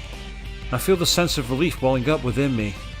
I can't let my guard down, but knowing that Senpai is with me to help me face whatever lies ahead, I know I have nothing to fear. Or so I think. Senpai is walking next to me when he suddenly stops. What the? An invisible wall? What is this? And how come you can pass through? A wall? There's nothing there. I waved my hand through the place where Senpai said he couldn't pass through, but I don't feel anything. But Senpai doesn't look like he's faking it. The monitor turns on again. Teddy's face fills the screen. Did I forget to tell you? Only the winner can move on to the next fight. No one's getting out of this school until a champion's been crowned. Only the one who fights to the very end and comes out on top can leave. So neither opponent can leave the area unless they fight each other. You go on ahead, Naoto. I'll try and find a way to catch up. Very well. Be careful, Senpai. I will. See you later. I am hesitant to leave Senpai behind, but it can't be helped. I'd like to try to destroy the wall, but there's nothing I can do if I can't touch it. With Senpai smiling at me, I decided to go on ahead. It looks like no matter how many people I fight, I'll have to progress by myself.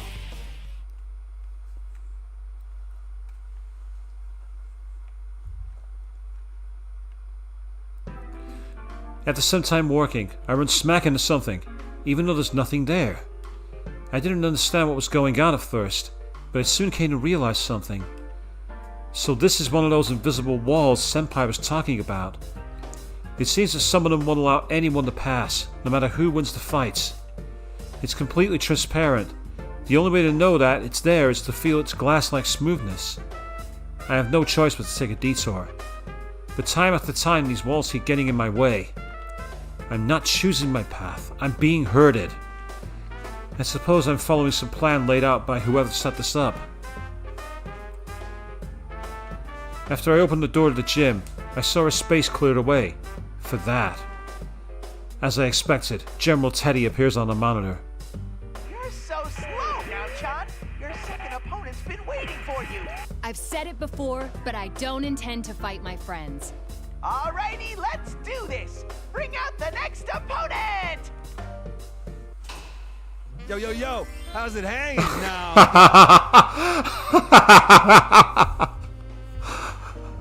Oh no, they're playing the music from when in that particular dungeon as well. This is going to be so cringeworthy, people. Kanji-kun? Well, he certainly looks like Kanji-kun, but it only looks that way. You know, I've been thinking, the way you talk is so lame. Huh? I thought I was ready to face anyone. But this isn't a matter of being in the right mind or not. Is this an illusion? Oh, please let this one be an illusion. It's like way too uptight and goody-goody. Makes you sound so distant, you dig? Is that so? See, that's what I'm talking about. You could have just said, oh, you think so? You think so? Ah, now you're getting it. Now I feel like I'm on your wavelength. Thanks. Then again, relatability aside, I feel like you were miles away from me to begin with. Hey, you're doing it again. What's with the Miss Manners act? I'm sorry. It's a habit of mine. Or maybe it's that you don't care about getting close to us, huh? You don't feel like you gotta bother getting to know us and stuff? Of course I don't think.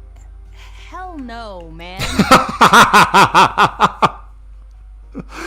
It's cringe in a different way to what I expected. You never warm up to anyone because you set your standards so goddamn high. Oh dear, he's shown his true self. Is it you know what? Are you putting on a show of not letting anyone near you because you got no confidence in yourself? Is that it? Kanji-kun. They may be false accusations, but some of the statements are hitting home. I can't brush off these words and my heart aches. Why are you so nervous? Your height? Your body? That girly voice? Let me give you a little lesson in manliness. I hope you're ready for the pain. A lesson in manliness. That really has not aged well. That's aged very poorly. This is insanity. Wait a second. I didn't say any. Ugh.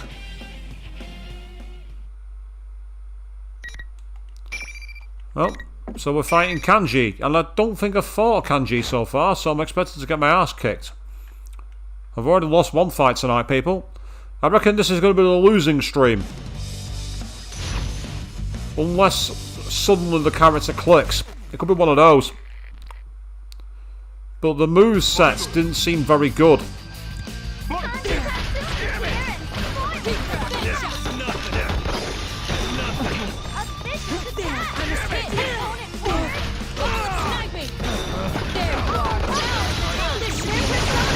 Okay, that's more like it.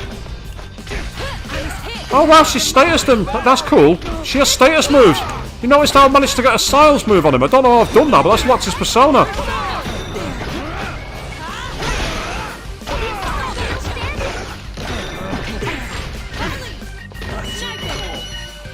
Okay. All right, it's over.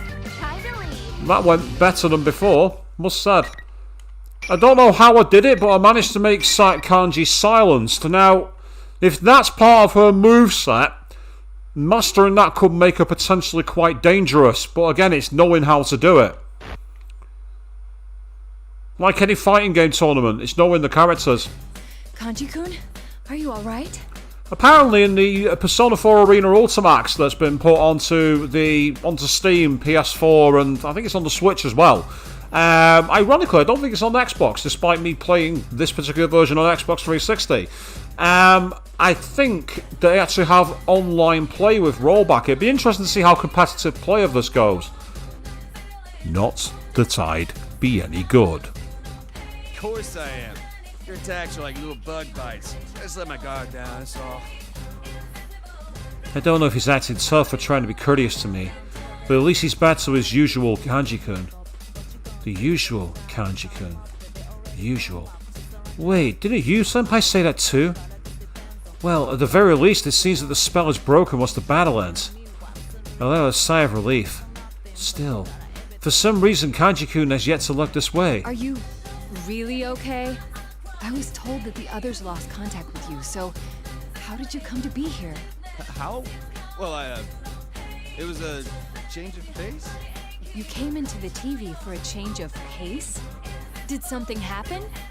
I'm willing to listen if you'd like to talk about it. Something to talk about. I mean, wait, not that I don't want to talk to you. Like, it's not that I do want to talk or that I don't want to. Anyways, there's just sometimes a man wants to go inside a TV by himself. Keep telling yourself that, Kanji. Keep telling yourself that. I'm not sure I follow. Off my back, will you? I didn't come in here because I like it. Actually, no. That is why I came. Because I like this place. When Kanji-kun turns around, his face is red, but with anger or something else. I just don't understand why you're being so loud about it and blushing so fiercely. I wasn't blushing. Besides, it was all your fault. You're the one that was, well, being all, you know. Me? What are you talking about? You want me to come out and say it? Jeez. I thought you'd gone crazy because of that. Me? Crazy? You were the one who was acting oddly, calling me Naoto and whatnot. Naoto? Why would I call you that? Wait a second. Acting strangely. I saw Kanji-kun as mad, and he saw me as the same. And yet both of us claimed that we hadn't gone crazy. I get it now. That's why you, senpai, call me the usual Naoto. Of course. An illusion. Huh?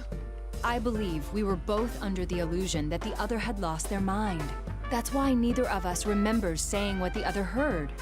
Illusions, huh? It must be a scheme to make friends fight each other. But if that's the case... It's not as simple as the person I had to fight being crazy. You, senpai, and Kanji-kun both said things that dig deep into my personal problems. If these are illusions, then whoever's creating them has to be someone who knows us. The ability to interfere with other senses, the prior knowledge of us, putting it all together, it must be. Must be what? The Teddy acting as the tournament's host, as well as Risei-san. Must be genuine. You moron, there's no way it's them. I look up at Kanji-kun in surprise. Ted and Risei are fakes. Come on. We're not twisted like that. You of all people ought to know. He doesn't have any proof. But his unshakable trust in me sets me at ease. Even if I told him that Risei and Teddy are both missing, I'm sure his answer wouldn't change. Who else then? Well, you know, there is someone here besides us. I saw her on my way here. Some girl with long hair. A girl? Did she happen to be wearing a white fur shawl and combat gear beneath it? Her? What are you talking about? She had on a normal Yasuo girl's uniform and her hair was like tied back.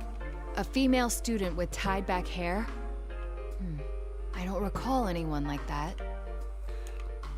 I thought he might have run into Kirijo-san, but that doesn't appear to have been the case. Is that the girl Kanji-kun's talking about as suspect? I can't tell for sure. I'll keep it in mind. Well, I should be moving on. Hold on, I'll come with... Wait, what the hell? Ah, the invisible walls again. Just like last time, I can't touch it myself. The rules seem to dictate that only the victor can proceed. I'll come for you later. Don't bother. I'll figure this out myself somehow. That aside, you beat me. You better make sure you're the champion in the end. That's completely irrelevant to the larger objective. I'll leave Kanji-kun behind and push on ahead.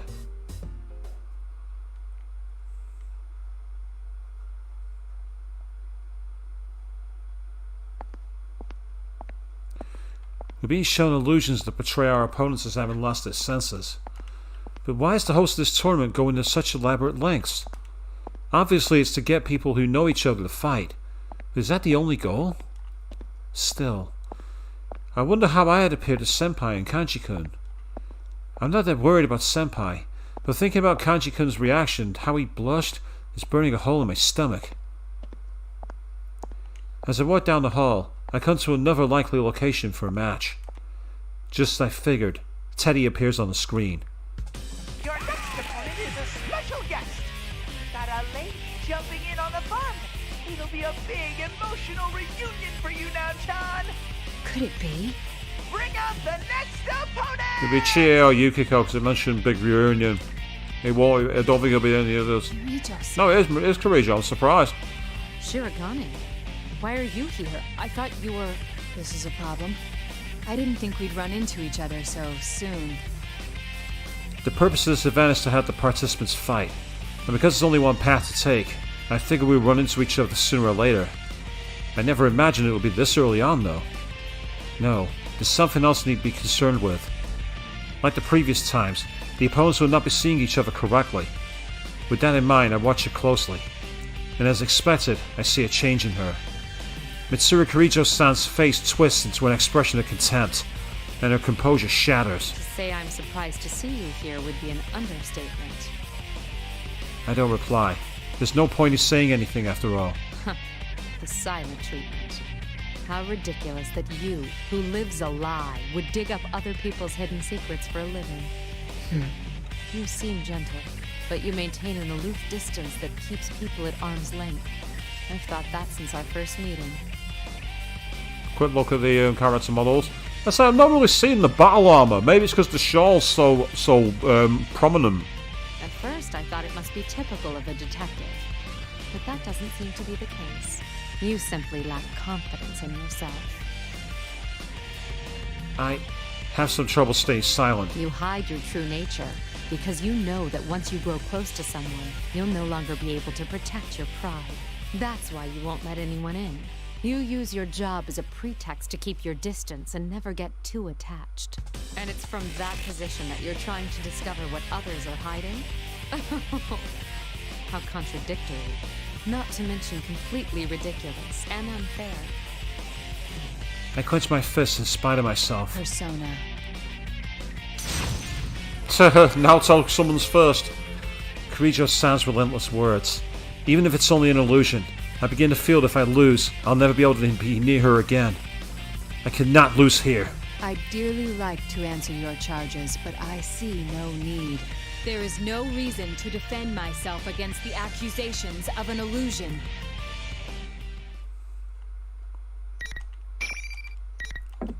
So Naoto is the smarter one, choosing to stay silent.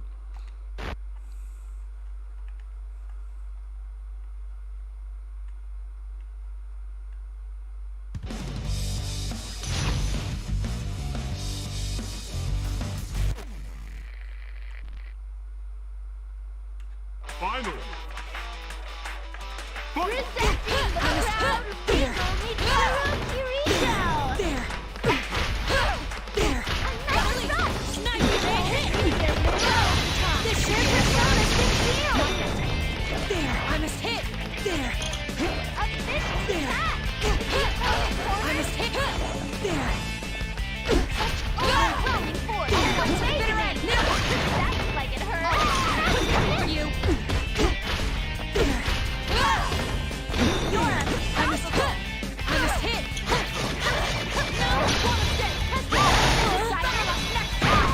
I like the fact that they reference her all-out attack them with that. I don't know if you noticed that, people. Unfortunately, I'm cornered here. There's not much I can really do.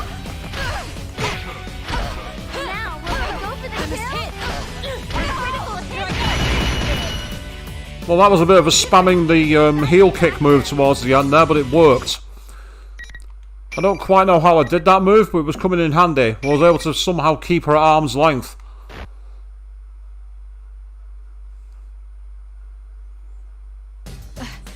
You're stronger than you look. It seems you're a skilled fighter. And a persona user as well, huh? With that, Kirijo-san stands up. I'd like to clear something up. Before our battle, I may have said or done some things that seemed disrespectful, but... I understand. We were shown illusions to goad us into fighting each other. So you already knew. You are a credit to the Shirogami Nin. In that case, well, I'm willing to forget all the things you said about my body. Wait, what? Her body? What did the illusionary me say? Though, if you're a persona user, that gives weight to two of my theories. Kirijo-san looks straight at me. One is that you were one of those who solved last year's serial murders. The few proud anonymous heroes. I shrug. And then, I brace myself for the other shoe to drop. I know what she's about to say. The other is that you are one of my enemies. You were an observer at the hijacking, which means a persona user was sent specifically. Yet you hid that from me. Somehow I doubt you were there just to watch over the cargo. If my suspicions aren't off base, then there's something I must say. In all honesty, I feel like I have no defense for what's going to happen next. I begin trying to find a way to make it through this conversation without ruining whatever goodwill I may still have with her.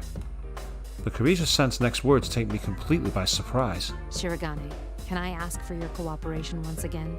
What? You know more about this world than I do, and since I lost our match, I will be unable to move on from here. Wait a moment. I thought you distrusted me. Even if I did, is continuing to oppose each other the wisest course of action? I have no words. Kirijo-san smiles as she watches at me. Her proposal completely surprised me. My surprise must have confirmed what she was thinking about me.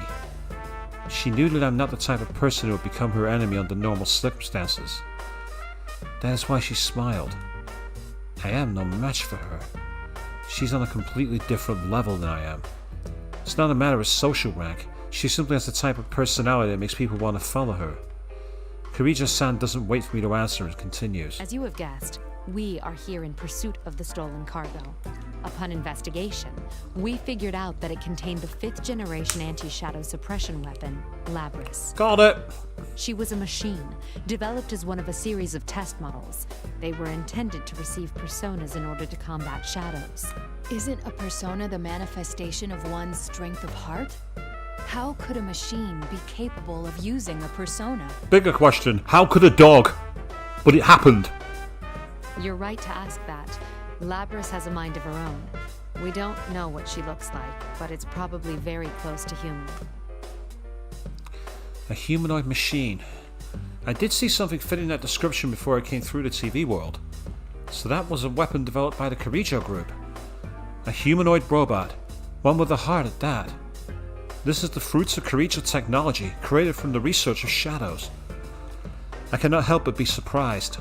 However, if the culprits were specifically after this Labris weapon, there's a high probability it has been removed from its case and is mobile. But I can't fathom how that would benefit the thieves. There is one thing I can deduce, though. Around the time of the robbery, we began to see activity in this world as well. I doubt this is a coincidence. I feel sure that your Labris is connected to this ridiculous tournament. I agree.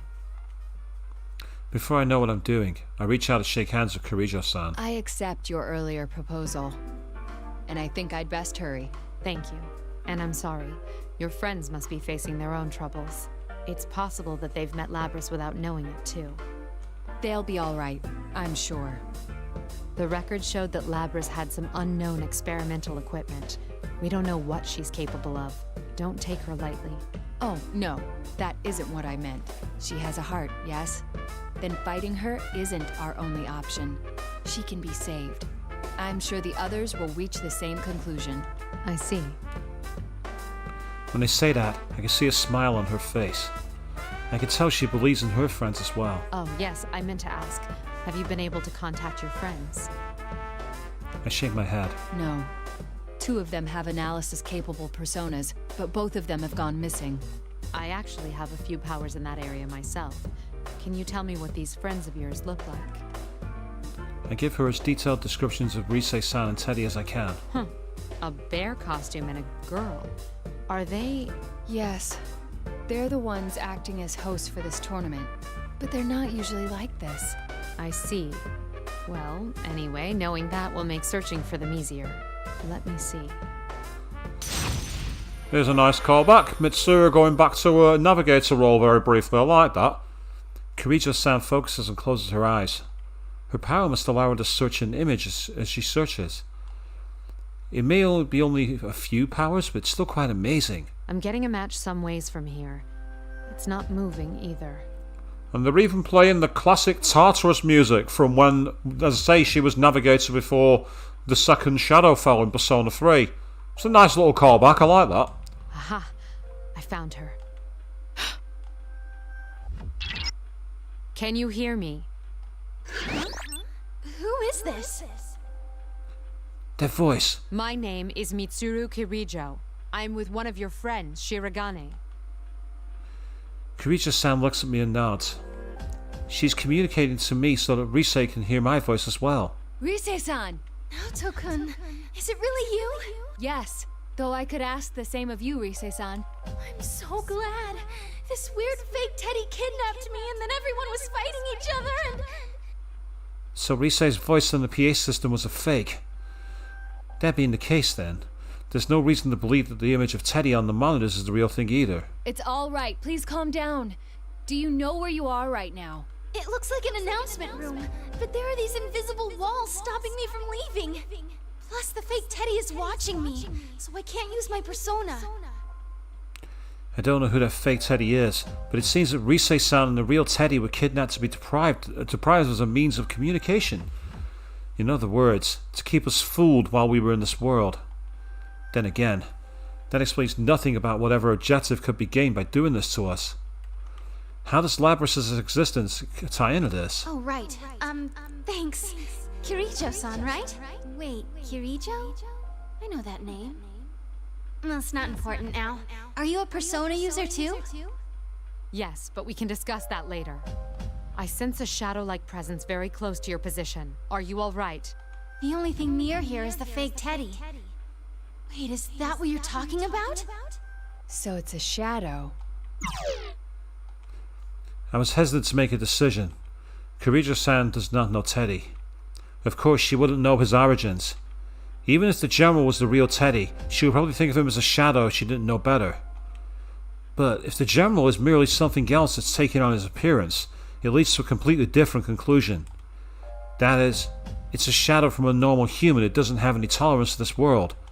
But if that's the case, then why is the shadow mimicking Teddy? I don't have enough pieces to begin solving this puzzle yet. While I'm in the process of thinking things through, Kirijo-san speaks up. Shirogane, you need to hurry on. I'll try to maintain communication as best I can and keep you in the loop. Hey, so she actually looks like she's going to become the navigator. All right then, I'm off. Stay safe. I nod back to her and start running. Onward. To the announcement room where Risei's son is being held. It's an unexpected boost that we got Mitsuru going back to a navigator role. As I hurry on, led by invisible walls, I reach a classroom. I'll be forced into another fight here too, no doubt. Looks like you're chugging right along. And now another special guest for you. So it's either Akihiko or I guess I'm guessing. The gloves may be off, putting you up against this one. So I want to see your best moves out there, Naoto. Sounds like Akihiko. Now, bring out the next opponent. I see a silhouette framed in the spotlight. It's, well, how could I forget that attire? You're Akihiko Sanada, as I recall. Interesting.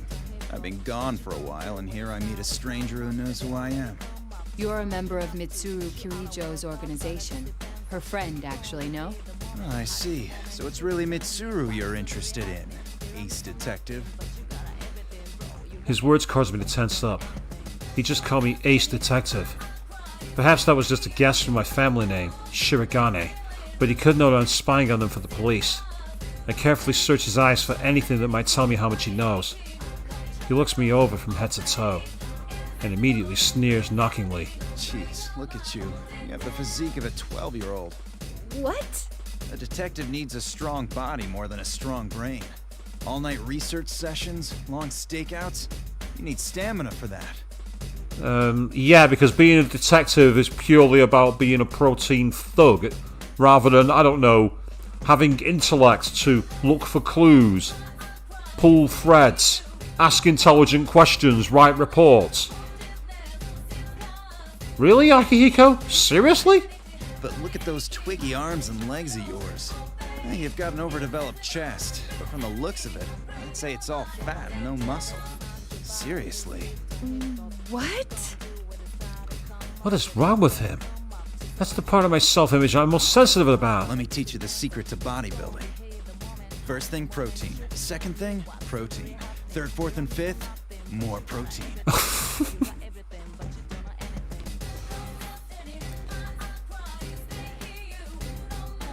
Was this a parody of Sakura from Danganronpa? Was this Atlas taking back the references that Danganronpa did to Persona from Kodaka and putting them in here?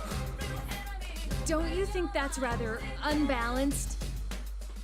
Sanada-san flexes his muscles like a bodybuilder. And finally, you gotta spar. 1, 2. Ah! Ah, they're playing the music for when you fight against Strager. He said sparring, but that punch was meant to do serious damage. This is absurd. No matter what he says, his fists are definitely real. Shoot, I can't dodge them all. Stop it, Akihiko! Mitsuru?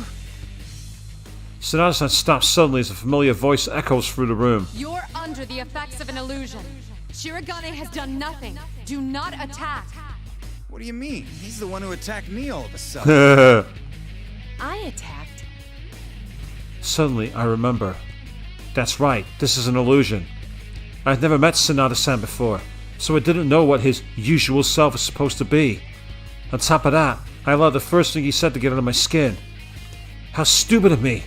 I let myself get swept up in the situation and fail to realize what was really happening. From my perspective, it was you who dealt the first blow. We were both being shown an illusion to make us fight each other. Shirogane is an excellent detective and a persona user. I told him everything. He's agreed to cooperate with us. So the guys in Persona 3 don't know the truth about Naoto. He was originally on the scene as a police observer in this case, so we've already met. And I'm wondering how Naoto is no-selling this sudden pronoun switch.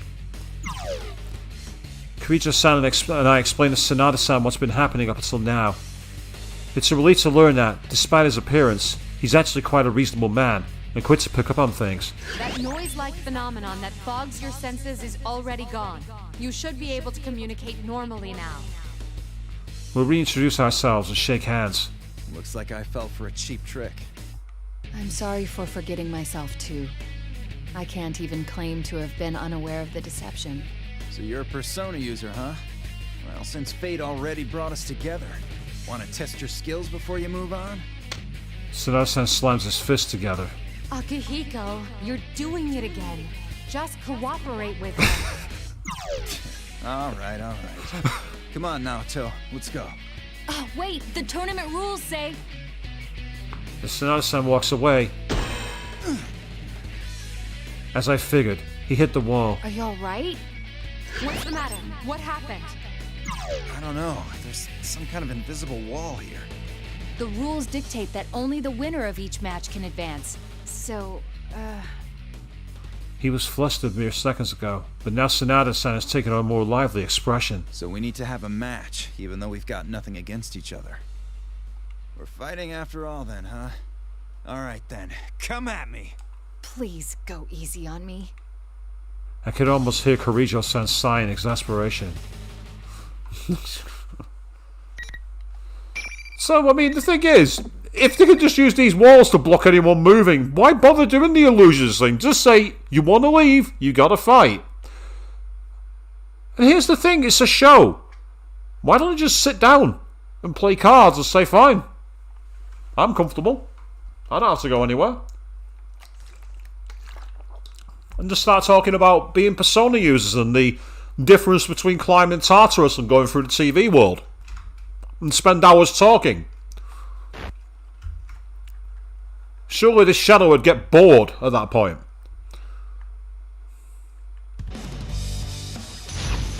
So, I've got to fight Akihiko. This is going to be interesting because I've never seen him fight.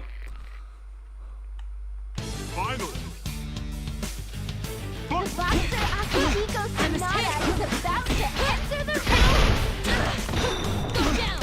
Go, go, go! Okay. Down. Looks like they're finally on a roll!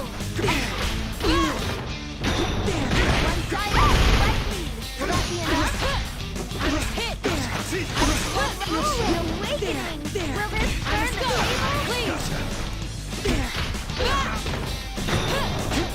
Will it all be over in a hit? The opponent still standing! There's their bonus concealed! I was hit! Sorry, dude. It's over! Time to leave!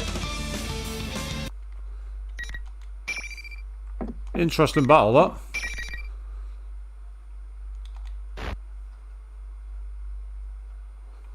I'm going to say that air combo against the silence. That was a great bout.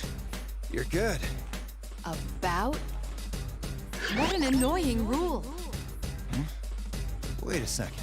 That reminds me. I saw that guy calling himself General walking with a girl.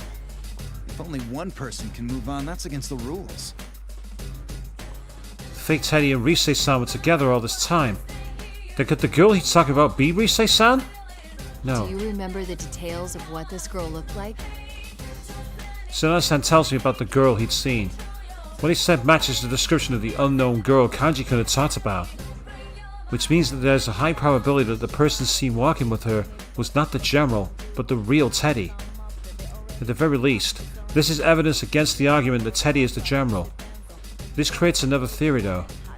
If the general is not really Teddy, then he's someone else's shadow. And there's only one person that fits the bill. Well, not person per se, but... If that girl was Labrys, then... well, is it possible we're dealing with her shadow? That's right, Labrys.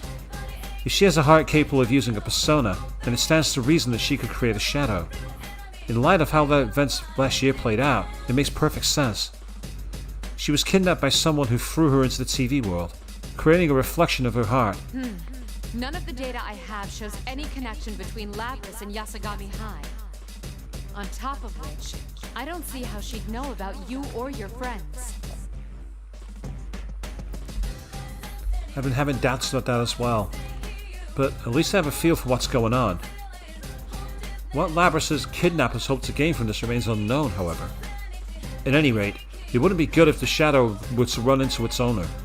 Either way, it's best if I head to the announcement room.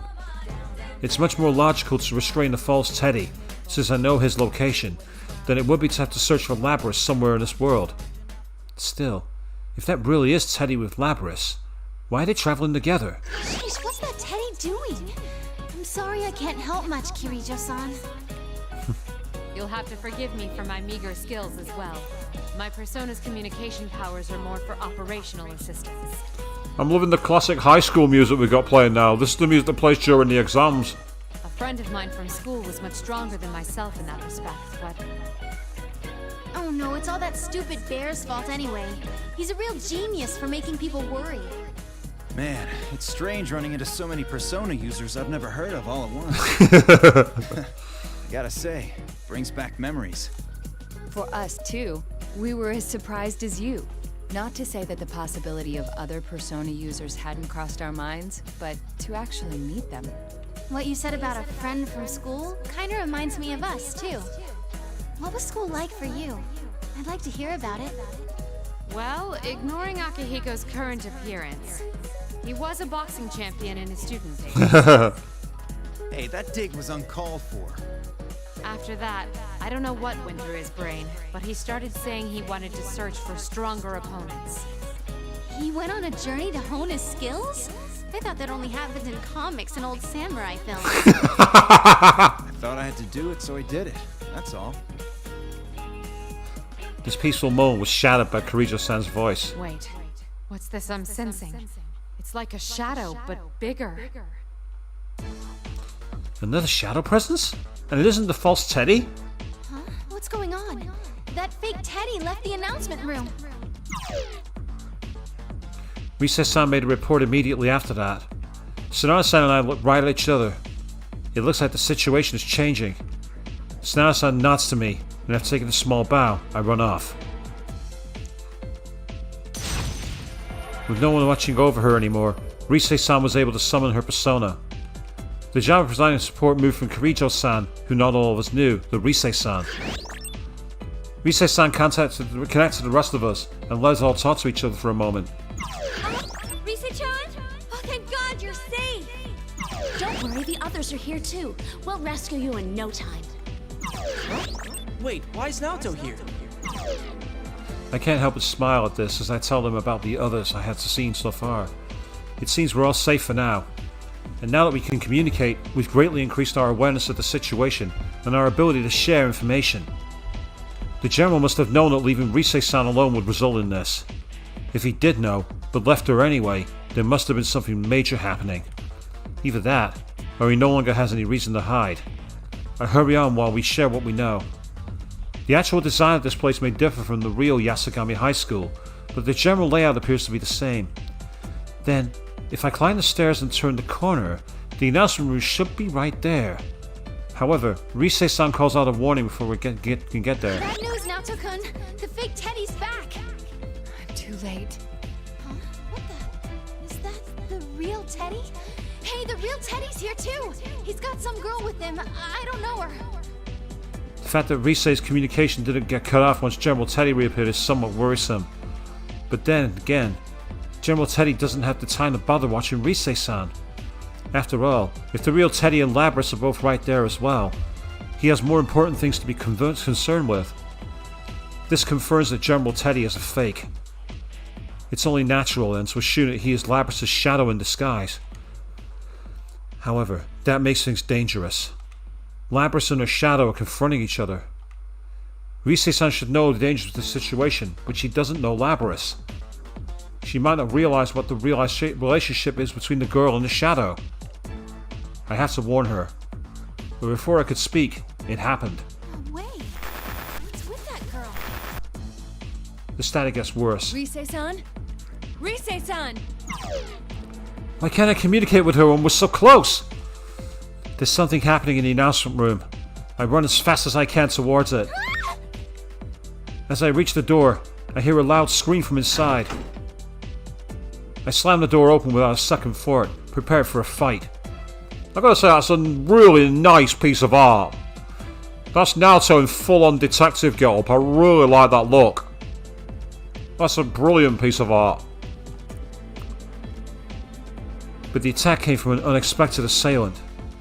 Of anyone in that room, I wouldn't have thought it'd be Naoto's shadow. Oh no! Oh! Welcome to the Velvet Room. This place exists between dream and reality, mind and matter. Now then, why don't you introduce yourself? Well, it seems that we've got Naoto's story concluded. Literally like that. It's over. Right. Well. The persona ability is the As power I'm not to control tired. one's own heart, and the heart is strengthened through bonds. As you form bonds by becoming Let's go and look involved at with the others, kanji your story, I own guess. social links will gradually develop. We'll be able to start this, The power of these social links. I wish you good luck. but we won't be finishing it. At least I don't think we will, unless it's a really short one. May 2nd, 2012. The second homework is over. I get the hell out of there and go home.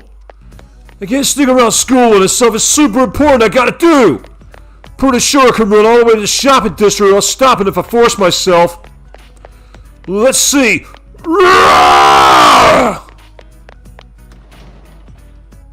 Oh, you're home. Are you free to help out with the store for a bit? Not now, Mom. I don't have time today. I'm busy. Kanji? Oh, that boy is always such a handful. Mom ducks back into the store without saying anything else. Good! Now I can grab all the tools I need in my room before I go back to the living room. This is even more important than helping Mom out. It has to do with Golden Week, which starts tomorrow. Check it out! My man Yu-senpai is coming back! My other senpai made fun of me for being so stoked that he's visiting for the holidays. But screw them! I can't help getting excited. So that's why I put together my little plan. Alright, time to get started. This is my second present for you, Senpai. I can't give him something half-assed. Got the plan for it all laid out perfect. Just gotta knit till my hands fall off. This plan of mine. Basically, I'm gonna give Yu-senpai one hell of a comeback gift. Which means I've gotta give himself an even better than the one I showed him before. And he'll probably bring Naoto-chan along, so I want to give him matching presents. And so that's a really interesting look for Kanji there. You got him like doing the cross-legged thing as if it's like, you know, a monk. But yeah, he's still got the rebellious way of wearing his jacket. Anyway, that's how my big crazy projects and an original stuffed animal started. I mentioned to get started. First, I gotta pick which yarn to use. Oh, hey. I'm liking the color and texture of this one. I carefully catch the yarn in my hand with my crotchet hook and start making turning chains. I can't pull too hard or too soft on the yarn. Gotta relax a little and keep up a steady pace with the crotcheting. Some people might say it's lame for a tough dude like me losing himself in a craft like this. But who cares? I can honestly say from the bottom of my heart I love this shit. And as someone who's got the crafting skills of a lobotomized gibbon, I'm jealous of that, and I'm really pleased that you've got that thought process there, Kanji. You deserve it. That's the truth, honest to God. It wasn't long ago that I was keeping this hobby a secret out of embarrassment. I hated people saying it wasn't manly, so I acted all tough and even got a bad reputation. But you, Senpai, he really snapped me out of it. I really owe that guy. There's no way I can ever thank him enough. It's almost been a year since I met Senpai and the guys. Wonder what would have happened if I'd never met him. My attention drifts over to the big screen TV. I can kind of see my face reflected in that black screen looking back at me. Thing is, I could go inside there if I wanted. I mean, literally, sticking myself into the screen. On the other side of that screen is a completely different world. Now, no one but my friends will believe it. Man, it was so crazy. I keep crotching and thinking about everything that went down last year. How I got dragged into all of it. There was a serial murder thing that shook the whole town, and that led to me meeting you, Senpai. The killer went after me, too. I almost ended up one of the victims. I could have died. So anyway, the trick the culprit used was crazy. He was throwing people into the TVs.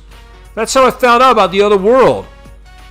That world inside the TV is this dangerous place where these monsters called shadows live. If you don't have a force of will called a persona, you're boned. But you, Senpai, had that power, and he brought friends who had it into the TV to save me. Can you believe that? He risked his life to come save me.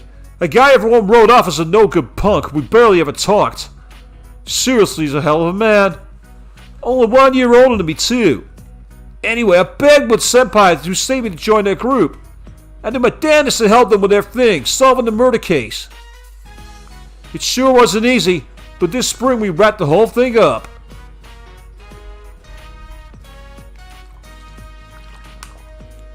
And I guess that about covers it. The huge freaking TV in our living room was a result of that case, in a way. When they switched to digital broadcast last year, I bought my mom to get a big one. This is what she got. I thought it might come in handy for solving the case and stuff. Now, to be honest, I didn't get much use out of it. The Midnight Channel doesn't come on anymore.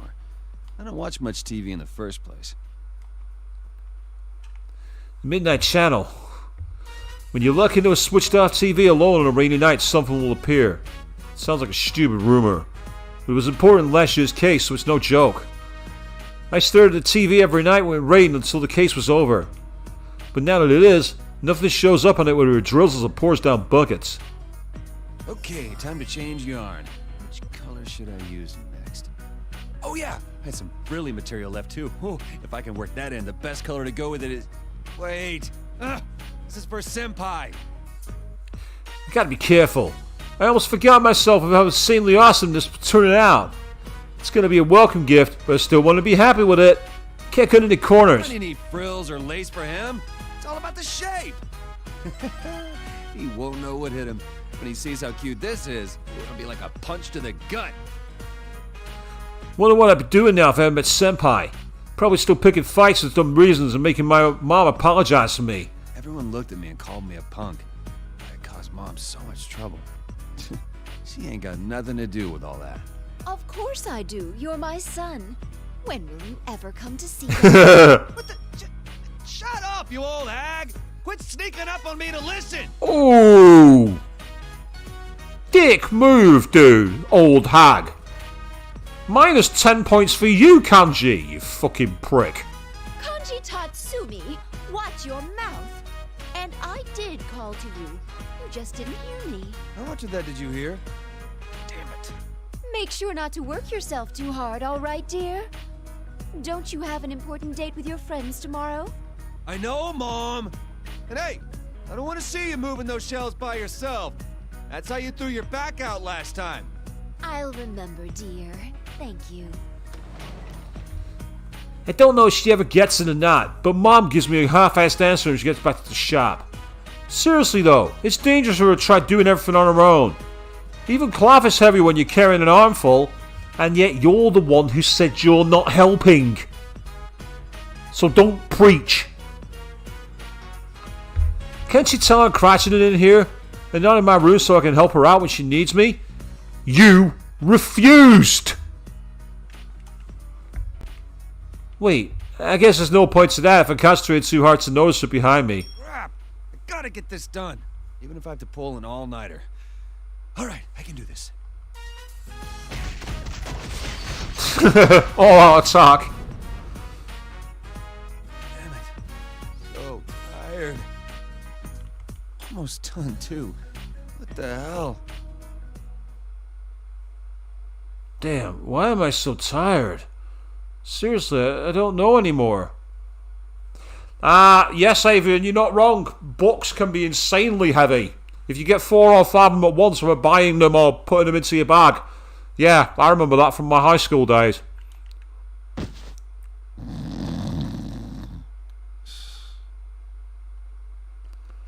And mysteriously vanish when with friends in a bookstore. Well, we've all been that.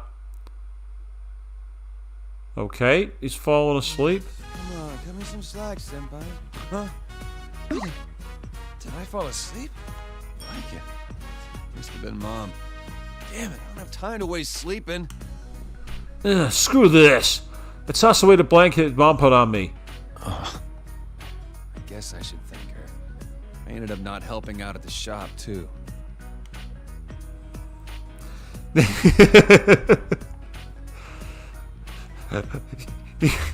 Use Indigo or bookstore as a threat because you're like a ninja and turn your back your gun once in a bookstore. I can relate, to be fair. I can understand why. I shake off the cobwebs while I fold the blanket. Will she be upstairs already by now? I stand up ready to go upstairs, but then it tripped and fell into the TV.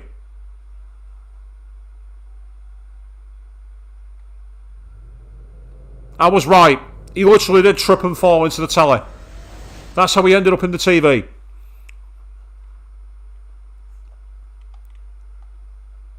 What the hell just happened? I fell, but it doesn't feel like I hit anything and nothing hurts. It just feels like I'm floating. And there's nowhere to stand. It's like I'm falling, but not. I ought to be panicking, but just really sleepy. I feel like I'm passing out. Damn it! I still haven't got enough sleep! Kanji, if you're going to sleep, you should sleep in your room. You'll catch a cold. Where did that boy go?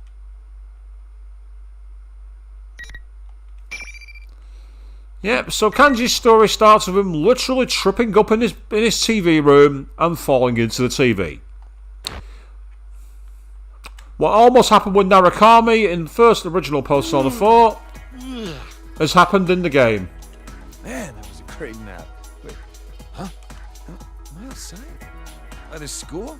It's bright out. Is it morning already? My head feels stuffy for some reason.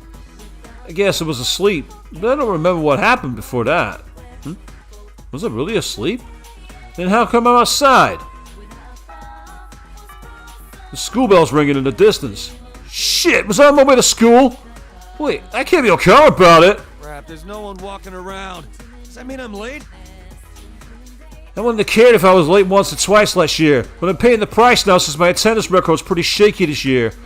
Being late in class would be pretty bad. I hurry up and get to my feet. But when I look around, I don't see my bag. Well, no like there's anything important in it. It can wait. Gotta hurry and get through the school gate. Get back from school? Oh, outside, got my uniform on, and the sun's out. So I must have been on my way there. Something's not right here, but I can't waste time. If the school gate shuts, I'll have to climb over and deal with the teachers and ain't in the mood. Most of all, I'm already at the school gate, so I want to avoid being late. I barely squeak through the gate and... The hell? I don't believe what I'm seeing. The school building looks totally different. Yeah, what's this all about? A new school event or something? There's all these weird decorations and posters everywhere. Plus, this huge monitor for some reason. kinda like Culture Day. This ain't the time of year for that, right? Are they starting up some new festival? Kinda excited for a second, but... Again, school events always suck. Usually just ditch them. We gotta do something new. We should be like... competition to see who's the strongest man in the school. Foreshadowing.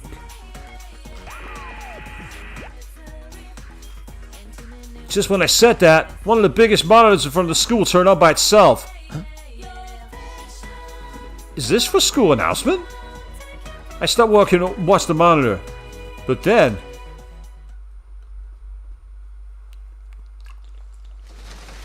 Rivals. They are friends, yet powerful foes. The desperate fighting program amongst high school students. A new legend is about to start. May the manliest of all men come on down! Nobody touches his precious Nanako, the sister complex kingpin of steel, Yu Narukami! It's only natural. Wage slave in the boonies by day, hero by night, Captain Resentiment, Yosuke Hanamura! Everything that bores me has gotta go! A spunky dragon with deadly legs, the carnivore who's discarded womanhood, Chie Satonaka! You need to eat more meat! Please escort me to the ring, my prince, the unconquerable Snow Black, Yukiko Amagi! I'll finish you in one strike! Blooming roses and bulging muscles, the blood-curdling beefcake emperor, Kanji Tatsumi! Deep into realms of romance! The body of a child, the brain of a genius, the 2000 IQ killjoy detective, Naoto Shirogane! Is this an army of idiots? Fight and survive towards the one throne waiting at the end! The P1 Grand Prix where fierce fights will be fought! The battle begins tonight! It's so cheesy, but it's brilliant at the same time. It's so short that I forget how to move. And my jaw's practically on the floor. I mean, it's almost so wide you can probably stuff a volleyball in my mouth. What the hell? That was complete bullshit! I'm starting to get pissed off. I mean, what's a beefcake? Some kind of meatloaf or something? I know there's no point complaining to a TV, but I can't help myself. What the hell was that about? What did someone make that? Ladies and gentlemen, sorry for the wait. It's time to get our show started. Huh? Is that Reset? There's no need for manners or courtesy or anything today, so let it all hang out. Tell us how you really feel. I, Reset, will be your commentator. But first, the General has a few words for you all. The mic's all yours. You're all here now. I'm proud to announce the opening of our very own P1 Grand Prix! Featuring the manliest of all men! P1 Grand Prix? Featuring the manliest of all men. Are they seriously going to hold a tournament here at school to see who the strongest man is? It makes no sense at all. How can my wish come true all of a sudden? And why are Risei and Teddy acting like they're in charge? There's no way Ted could pull off something like this crazy at school. Seriously, none of this makes any sense. Wait a second. Oh, I get it now. Yeah! There's only one way this could happen. This is just a dream. No other explanation makes sense. I was so sleepy, I guess I couldn't avoid it. Yeah, that explains everything, from waking up outside the school to it being morning already. That's why my wish suddenly came true, too. Oh man, I am on fire today. Grand Prix to decide the strongest fighter, huh? That's not a bad dream at all. This is gonna be fun. Him and Akihiko are getting like a house on fire. And they're both emperors as well, bear that in mind. I feel a lot better now, knowing this ain't real. Looking around, I can see apart from the weird decorations, the school's the same as ever.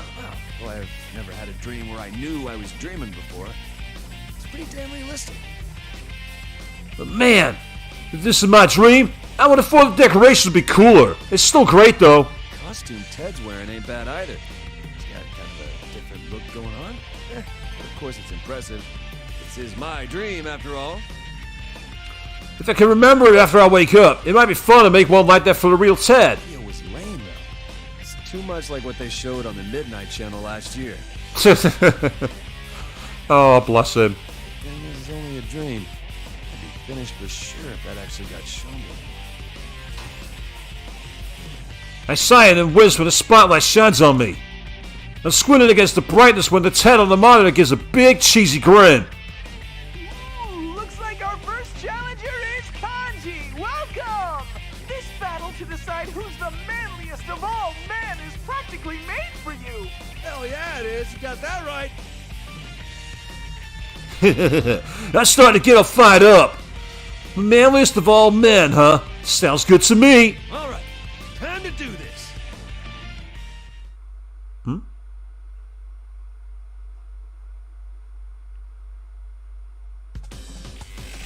Well then, let's get this match underway. Your first opponent is... I'm guessing it's going to be Narukami. Chie. No, it's Chie. I'm surprised. Chie Sananaka? He means Chie Senpai? Are we going to decide as the strikes by fighting the ones who were in the video? Damn it, I didn't really think this through. I'm up against my senpai, huh? Even in a dream, that's gotta be hard to deal with. Smoke pours out, making it hard to see. But just like they said, the one coming out of the smoke as it clears is one of my senpai. The carnivore who's discarded womanhood, Chie Satanaka. So cliche they introduced it twice. Alright, here goes! I'm ready to rumble! Whoa, wait. You're okay with what they said, Senpai? You don't care about that discarded womanhood stuff? Come on, no need to be so uptight. It's normal for the P1. Yeah. Nothing phases you, huh? If Chie Senpai says so, I guess it's okay. This is my dream, right? Not anyone else's? Shit, if the real Chie Senpai found out I had a dream like this, she'd murder me. But this Chie Senpai doesn't seem like she cares at all about Risa and Ted assaulting her. She shrugs a little and laughs at me. Don't let that get to you, Kanji-kun. You've already established your legend yourself, right? The infamous delinquent who crushed a biker gang single-handedly. They even put you on TV for it. Oh, wait, what are you getting at? It was back when I was in middle school. Like Chie Senpai said, I did pick a fight with a biker gang and crushed them myself.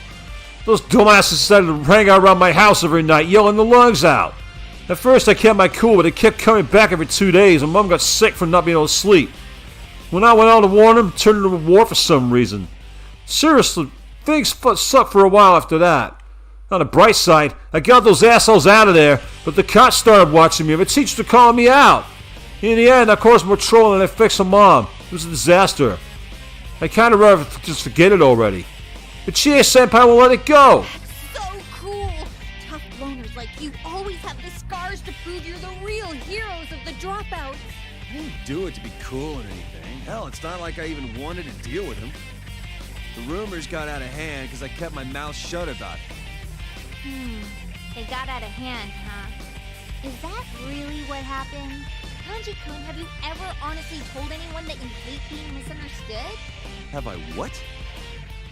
The hell is this? Where's Chie Senpai get off lecturing me?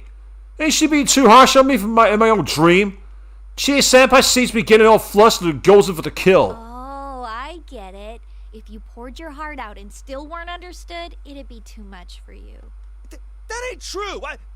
I mean, what else can it be? You keep saying things like, all I need is people who understand the real me. But you look and act like nothing but a scary punk kid to everyone else. That's pushing people away from you. If you ask me, you're just avoiding the problem. And that's not very manly. I bet that stuff about wanting to protect your mom is all talk, too. You leave my mom out of this. You trying to pick a fight with me? Young man, don't think, feel. That's not what a real man is like. I'm laughing because Chie is literally just quoted Bruce Lee. I'll bash some sense into you with my fist. Chie Senpai takes some weird Mantis-style martial art pose. Oh, it's on now. That's what this was all building up to? What was all that trash talk for? You could have just said that from the start. The point is, you're up for a fight, right? Then that's what I'll give you. Let's get this heated battle between two men started. Dude, it's pretty harsh. But if this is all my dream, does that mean it's how I actually feel? I really gotta keep this a secret from Chie-senpai when I wake up. I feel kinda guilty, but I get ready for a fight. Here it goes! Roar!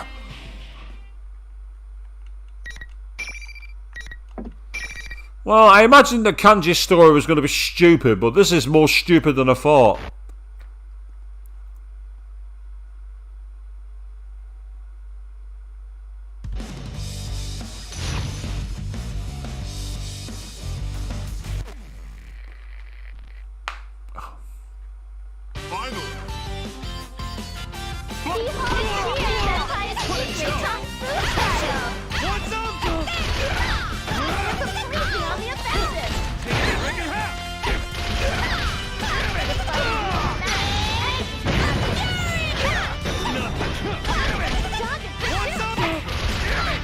Same as Naoto, not really got any moves from at the moment.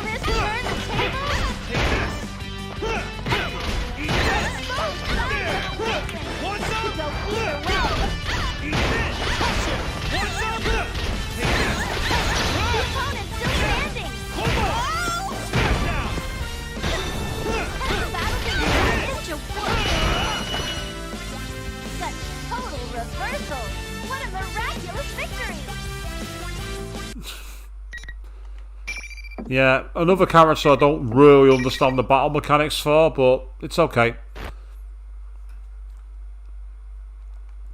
Alright, I won! Now that's the Chie-senpai I know. Even in a dream of one of her kicks was brutal. Felt like I was fighting her for real. Still though, now she's out cold on the ground. This may be a dream, but I might have gone too far. Weird though. I can even summon my persona? It's like I'm in the TV world. This is one detailed dream. Good job, Kanji. Keep it up. You're a step closer to becoming the manliest of all men. Keep mowing down the friends lined up before you and race towards becoming the strongest man. The manliest and strongest of all men. That's gonna be me. Bring it on. The kid on the street seems pretty happy about this for some reason. What kind of man would I be if I didn't step up? Risei cheers me on over the PA system as I step into the school building. Looks like round 2 is going to be held somewhere else. Alright, I'll go wherever I gotta to claim my title as the strongest man. Well, Kanji so far seems to be the only one who's gone bollocks to it. I'm all in. Ted and Risei don't say anything while I head over to the next stage, so it's pretty quiet. Man, I gotta be able to teleport there in a dream. I guess you can't get everything how you want it. With no one to talk to, I think back to what Chie-senpai was talking about. Man, stuff Chie-senpai said is really bugging me. Didn't turn into this legend for crushing that biker gang, make people look me a certain way. It got to the point where I was used to it. Seemed easy to just let it build rather than set the record straight. That's what I thought till I met my senpai last year. I thought I was past it, but having it pointed out like that again gives me a weird feeling in my chest. Damn it. I thought I was over this. Ugh. Why am I getting so bent out of shape over some strongman contest in my dreams? I go a little faster to shake it off, and then... Huh? What the hell? What's this? There's nothing here, but I can't get through. Guess I wasn't looking at him ahead on the wall. Wait, no. There's nothing here. What the? I did bang my head on something just now, right? Then what the hell did I hit? I tried to take another step forward, but... Ow! Damn it, what's with this? Some kind of invisible wall? What's this doing in my dream? Sure, invisible walls are the kind of thing you find in the dream, but still. Well, moaning about it won't make it go away. It's not given when I push at it. If I can't keep going even when I can see a path, does that mean I gotta find another way? Where am I supposed to go, though? Oh, this sucks. Ted and Risei should have told me where I needed to go. Guess I better turn around and find another path. Wait, is someone calling me? Hey, Kanji-kun! Is that Yukiko? Huh? Some girl I don't know is running up to me. Oh no, it's Labras. What the hell? What's someone I don't know here in my dream? Who are you? The girl glares at me, but I still have no idea who she is. She's not anyone I know. Is she? Do I know you? What are you talking about? I sure hope you remember your own student council president. Student council president? Why would I know our student council president? That's like the complete opposite of me. Then again, this is a small school. I guess it's possible she remembered passing me somewhere or something like that. They held elections not too long ago. Was that it? Why would I dream the student council president would show up during this awesome tournament? Excuse me? What are you mumbling about? Nothing. There's no point in complaining of my dream. Seriously, what's all this fuss about? Everyone's going nuts over it. This so-called P1 Grand Prix's gotten way out of hand. What the heck do you think school's about, huh? Teachers who don't know what they're talking about, bullies being allowed to get away with murder, school dinners that might as well be regurgitated, refried puke, depression, drug abuse. That's what school was at my place anyway. Yeah, my school fucking sucked. If I had my way, I'd bulldoze it to the ground. I don't get why you're bitching about it to me. And again, is this my fault? You're that Emperor Entry, ain't ya? Of course it's partly your fault if you signed up. You see now the kind of problem you caused. I'm not good at this. Actually, I really suck at dealing with her type. She came out yelling and I don't think she's gonna listen to anything I say. So yeah, I gotta put some distance between me and Miss President. She's going so wrapped up in a speech she doesn't notice me getting ready to split. Alright, that should be enough distance. Hey, take off running at top speed. Roar! No girl's gonna catch me running this fast. See ya. Hey, Kanji-kun, I ain't done talking to you. Like I'm gonna stick around for more lectures. No weirdo's gonna run this kick-ass Grand Prix for me. Poor Kanji. Okay. Whew. That ought to be enough distance between me and her. After I check to make sure Miss President's not on my tail, I slow down. Seriously, how come there's so many things I'm not allowed to do in my own dream? Plus, I was going so fast to shake her, I have no idea where I am now. Let's see here. Looks like I ran straight to the practice building without noticing. But where's the next fight gonna be? I'm scratching my head when the monitor in the hallway suddenly turns on. It's that teddy hat and the hat and cape again. Kanji, your next opponent's been decided. About damn time. So where is he? Try the music room nearby. There you'll meet the next obstacle on the road to becoming the strongest man in Yasogami! And wait. Hang on. You gonna be another one of my senpai? That's for you to find out! Sheesh, what a tease. Well, guess I'll find out once I get there.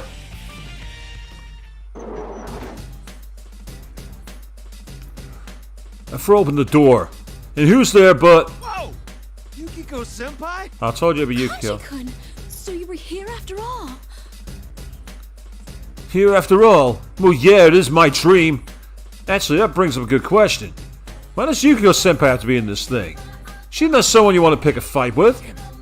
Couldn't have dreamt up like some other senpai I could have a real match against. Am I not good enough? Oh, no. It's not that. All I mean is, knockdown, drag-out fight between the two of us is... I don't know, it just doesn't seem right. Oh, that's right, I forgot. You're scared of girls. Ow! Damn! Yukio being a savage there goes straight for the weak point. What was it you said? They're so arrogant. They cry if you get angry. They gossip behind your back. They spread nasty lies. Why do you still remember that word for word? Besides, that's what my shadow said. Yukio senpai's quoted my shadow word for word. Shadows aren't just ordinary monsters. They're originally the parts of people they don't like to admit. They're like all your weaknesses. Everyone has things about them they're not proud of, right? Shadows show up as all the stuff you don't want to see, but amplified even more. The shadow I faced last year appeared as... It kills me thinking about it. It's the number one thing I wish I could forget. So why is she bringing up all the gory details? Not good at dealing with girls. Is that really all there is to it? Aren't you really worried that they might be talking about you behind your back? Even though you've openly admitted to everyone that you like to sew, you still can't be proud of your hobbies. A boy who likes to sew is like super lame. Who'd want to hang out with a boy who likes cute things? Hey, I like cute shit. It's not... I thought I'd gotten over it. But hearing you girls say that again makes me hurt even more. That's the same crap people have whispered behind my back ever since I was a little kid. Damn it! Get a grip, Kanji! Yukiko Senpai keeps laughing and see me uncomfortable. You're scared of girls because you think they might gossip about you, right? That's not very manly. You can try and act manly all you want, but that's all it is. An act. I ain't scared. Girls and cute stuff and all that. I'm just fine with them. What the hell? Why is everyone at me trying to lecture me? Yukio Senpai ignores me and gets this funny look. Then let me test to see if you're telling the truth. If you're not scared, come over here. Oh no. What? Something about her has changed. I can't help but take a couple of steps back. She's gone all, like, seductive and... I don't know how to explain it. All girls are waiting, you know? Waiting for a boy to approach them. Yeah, that's really actually a creepy piece of art. And then, when a boy actually does come wandering by, we prey on them! Persona! Whoa! You tricked me! That's not fair! I can feel the attack I barely dodged whipping past me. Aren't we here to fight? All's fair in love and war. I don't know about being scared of girls, but I am definitely scared of you. I've actually heard that Yukio's voice actress in Japan is a bit of a psycho. I don't know if that's true, it's just the rumour I've heard online, so maybe there's actually some truth to this scene. So I gotta fight her, huh?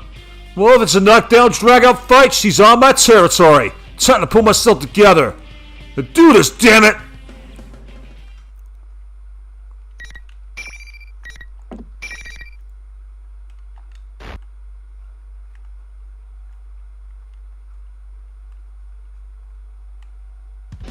I'm not looking forward to this fight. But we'll see how we go. Hopefully I can find out, like I did with Naoto, some combos.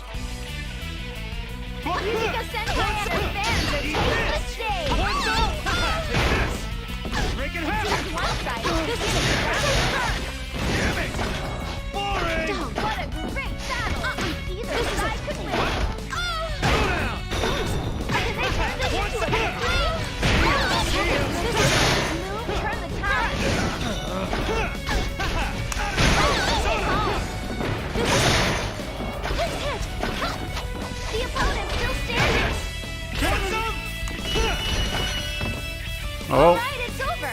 Time to leave. Time to leave.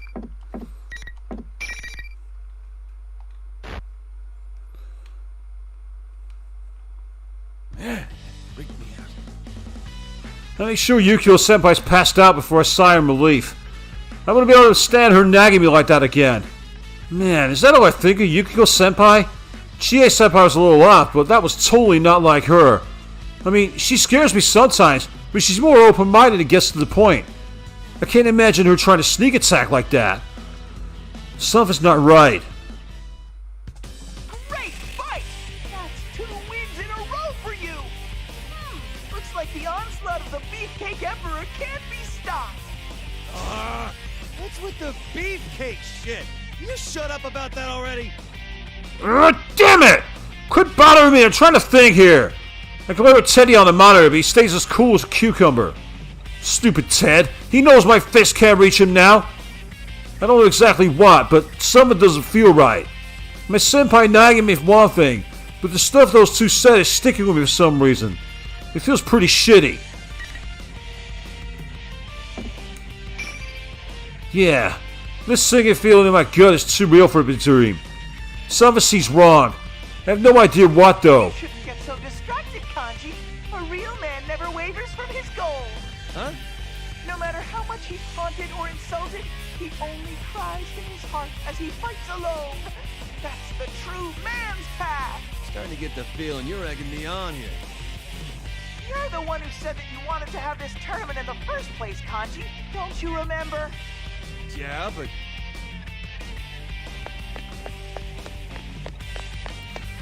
With Teddy egging me on, I start jogging toward the next fight. I don't know though. This doesn't feel good. Will none of this matter if I become the strongest man?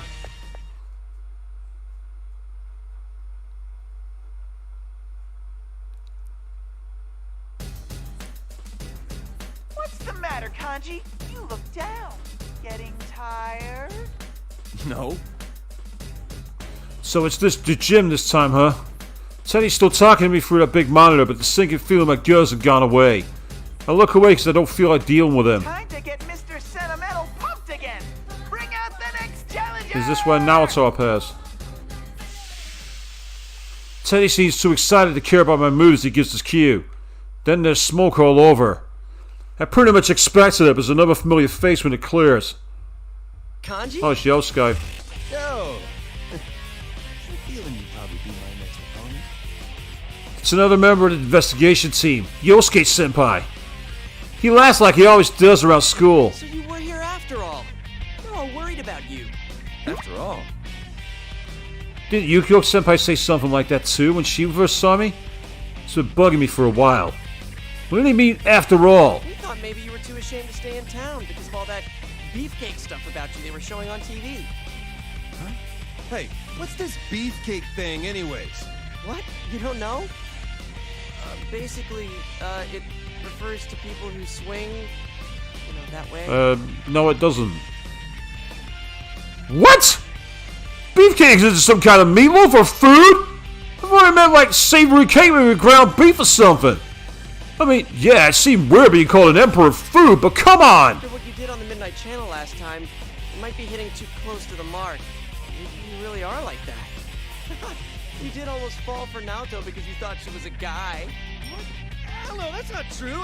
Anyway, it was the other way around in the end. Sure, my heart pounds a little when Nala's around, but Nala's one of our friends. She's second year in high school like me, but she works as a detective too. Just because I'm kind of interested doesn't mean I'm like that. Naoto might dress like a guy, but she's really a girl. It just happened that I got interested in her a little bit before I found it out. Wait, what? Wait a second. I gotta think for a sec before I open my own damn mouth. What the hell? That makes it sound like I'm thinking Naoto is... Oh crap, I swear to the damn waterfall here. Yosuke-senpai seems to be getting all flustered and starts laughing. What the hell's so funny? There's no need to get so defensive. I bet you'd feel better if you just let it all hang out. This is only painful for you because you won't accept what you really are. Dodging the truth. What I really am. That catches my attention. Did something like this happen before? I'm still trying to remember when that was, when Yosuke-senpai drops the bomb. Okay. I'll help you set a few things straight. Think hard, okay? Oh, I don't like where this conversation's going. Have you ever been attracted to a girl? Yeah, this is really not fucking cool. What the hell's all this about? I only asked if there's any girl you like. Why get all flustered over that?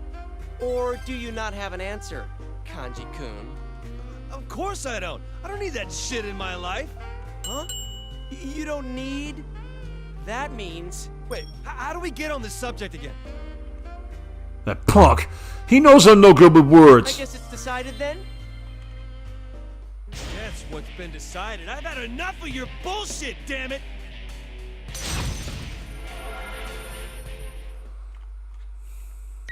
Yeah, this really hasn't aged well. Wow. Yeah, this has not aged well at all. Maybe I'm reading too much into it, but it just doesn't feel cool.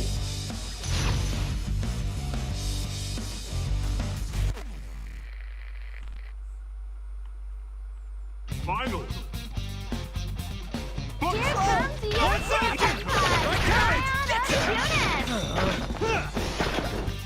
What a fierce attack! You keep standing. Just getting started. Can they turn this into a victory? He's up. This is turning into a very rough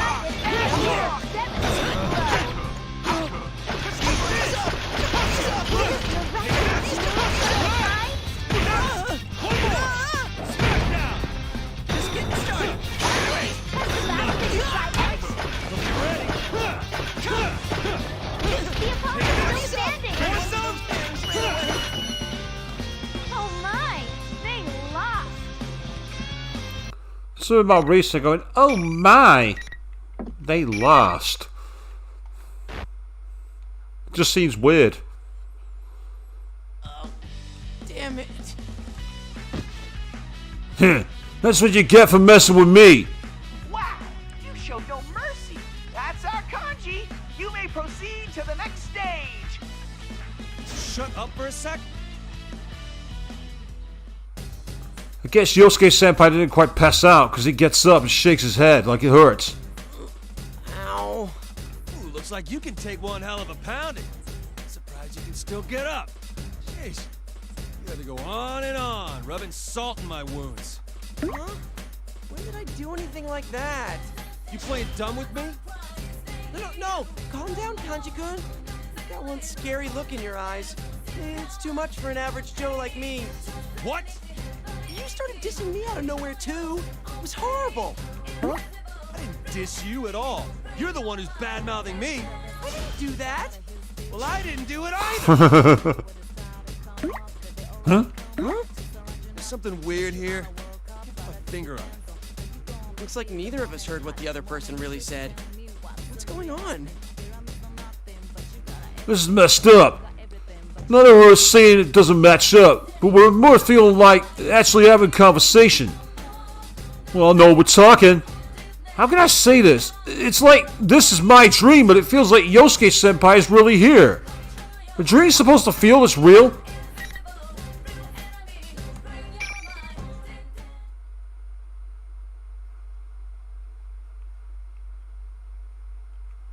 Anyway, forget all that for now. I'm just glad I found you. Found me? You disappeared from your house without saying anything, right? Your mom was looking for you. The timing was funny enough that I thought you might be over here. Me? I disappeared from my house? What? What in the world is Yosuke Senpai talking about? Come on, this place obviously isn't your house, right? Well, yeah, but that's because it's a dream.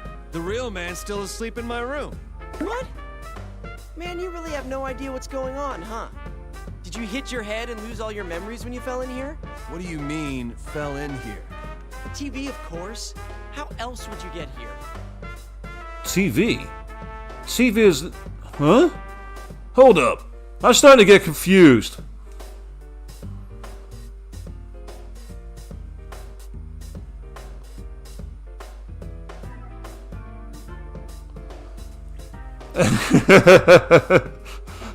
So a dream is a wish.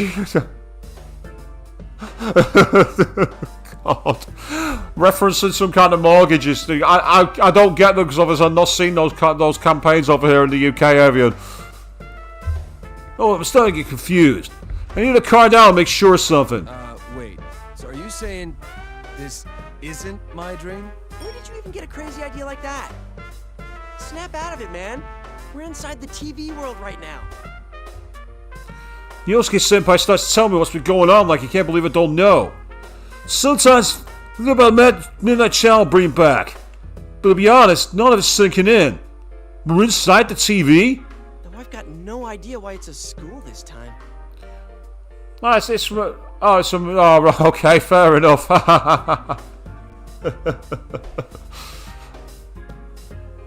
If it's a movie reference, I'm not getting it straight away, but that's probably more to do with me. Yeah, blame work. Always blame work. But blame work, that's fine. Oh, man. We're in the TV world? And that Ted. That's another mystery.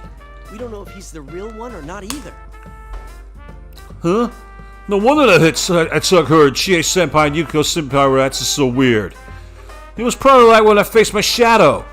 A lot of things aren't making any more sense all of a sudden. Actually, speaking of mysteries, what are you doing here? Oh, it's for Cinderella, bloody hell. I've not seen that in years, so I don't remember it. I've not seen Cinderella for a very, very, very, very, very, very, very long time. If you don't remember coming here, did someone drop you in here? Well, I actually don't remember. I was in our living room, dead tired. If we're in the TV world when I did get here, I try to remember everything that happened before I fell asleep. I was in the stuffed animal, right? Yeah, I was working late in the living room. But when I came to us, I fell asleep once. And then... Oh! Don't shout like that. What's with you? No, I suddenly understand everything. Huh? We just bought a new TV for the living room. It's this big old flat screen. I fell asleep there and probably tripped or something in the middle of the night. And fell ass over elbows into the TV like one of those Goldberg machine things. Damn, that big screen TV is some scary shit. What kind of moron are you? You fell in because you were half asleep? You scared us half to death, you know. Boy, that was close. If I'd come in here somewhere far away and never met up with you guys, it would have been no joke. Can't think of it. Having a huge TV at home is like a pitfall in the middle of the house for me. If it was smaller, I might have gotten stuck, but I fell right into the big one. I thought the TV would come in handy. Never expected it to be a trap. I gotta be careful around that thing. Wait a sec. Yosuke-senpai said a second ago that he doesn't know how this place was made, right? But if I think about how I came here, it's obvious. So that's what was going on. Senpai, I solved the mystery. Mystery? What mystery? The reason why this world is back? It's my fault. Duh. Jeez. Sorry I caused all this trouble. Huh? What the hell are you talking about? How'd you jump to that conclusion? From Noel's mouse house. Yeah, I don't recall that one, Evan. Doesn't he get it? I fell in way before the other dudes. There's only one explanation. You see, my shadow did this. Damn it, why didn't I figure it out sooner? I fell in here, which means my shadow must have come out. Just like last year. That guy dressed like Ted must be my shadow taking his shape. Hold it right there. We already went through this once. Don't worry, Senpai. I'll give him a real beatdown this time and send him packing for good. This is my mess, so let me clean it up. Whoa, calm down. You've got things all wrong. Gotta run. Let's go, Senpai! I fell on the TV, created this world, and dragged my senpai into a huge mess. I caused a bunch of trouble for them in the last case, too. Have I not grown at all since then? I better apologize to Chie-senpai, and Yuko-senpai, too. But first, there's something I gotta deal with. I run off at once, cause this can't wait. I hope you're ready, my shadow. No one underestimates Kanji Tatsumi. And Yosuke. Hang on, I can't leave this room. Wait up! I said wait, you idiot! Yosuke's like, why don't these people listen to me?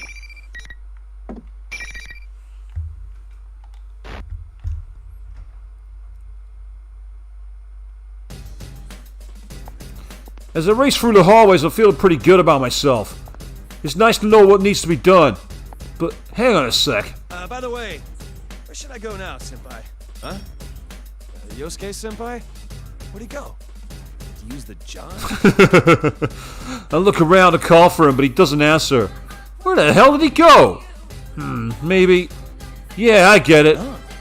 So he's leaving the rest to me. What a guy. Your own shadow is definitely something you don't want other people seeing. He must have known what I want to deal with myself, so it's really all my fault it happened. Now that's my senpai. He may look like a goofball, but there's a reason he calls himself You-senpai's partner. Alright, I can't let him down. I fire myself up again and run down the halls. I run up against a few more invisible walls along the way, but I can't let that bother me. I just change course and keep going.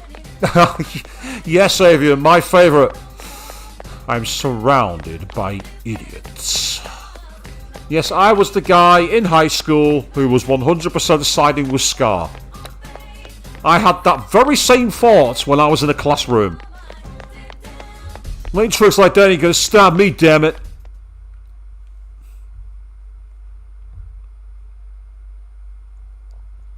The invisible walls keep getting in my way, but I finally get to what looks like a third-year classroom. Going by the patterns so far, there'll be a fight here. Everyone will be sold to that bastard Teddy. I mean, my shadow was here. Looks like I'm right on the money. Whoa, Kanji! It's so good to see you here! Huh? When he opened the door, Teddy is some girl inside. Hey, she's that Miss President I met earlier. It's not important right now. The only one I'm after is... Enemy advantage! Oh, that's a nice reference. Basically, if you get ambushed. And no worries, Evan, you gotta run. You enjoy the rest of the rest of your evening. Also, I'm probably gonna be finishing the story and then go from there. Dinner. Yes, very important. Make sure you eat. What the heck? What's going on here? Shut up! Hurry up and get back inside me! Inside you? I don't swing that way. I don't want to be stuck in a sweaty macho hell. Seriously uncool game. Seriously uncool. I've had it up to here with you acting like Ted. The game's up already, you hear me? Kanji-kun, violence is never the answer. Don't get in my way. This is a fight against myself. That makes no sense at all. Miss President tries to break up my beatdown on Teddy. I mean my shadow, but I can't let her interfere. Oh yeah, you need to go on ahead, Miss President. Hurry and run while I hold Kanji back. Looks to me like he's the one holding you. Baby, you gotta hurry. Well, since you seem to know each other. You're right. Sorry to jet, but I'll take you up on that offer. Just when I think she's gonna break up the fight, she does like my shadow tells her and leaves. Huh? Really leaving? You're the one who told her to go. Come on, you don't need to copy his lameness too. This guy's my shadow and he still doesn't know when to quit. But... Doesn't matter though, this'll be easier if it's just between us. I'll give you one hell of a beating, just like last year. I hope you're ready. I don't remember you giving me anything like that. What did you do without me knowing? Shut up! But I'm a knight. I gotta suck it up and deal. I can't lose. Looks like he's finally ready to do this. Though he still acting like Teddy for some reason. I'll take you out in no time. Here goes! I'll rip that fake-ass Teddy fur right off!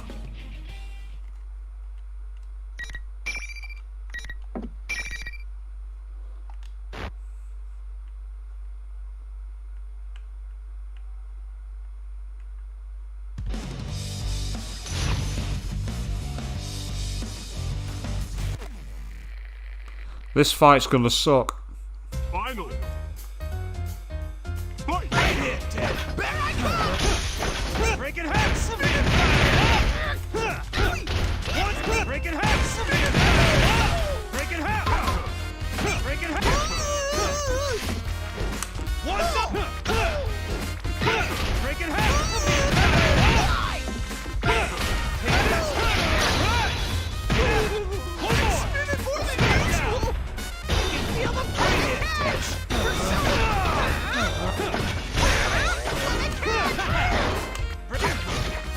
Actually, just gonna drop kick as Kanji then.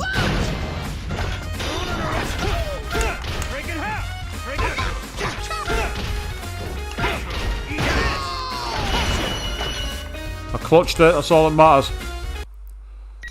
Also, what was interesting, there was no commentary from Resager in that fight.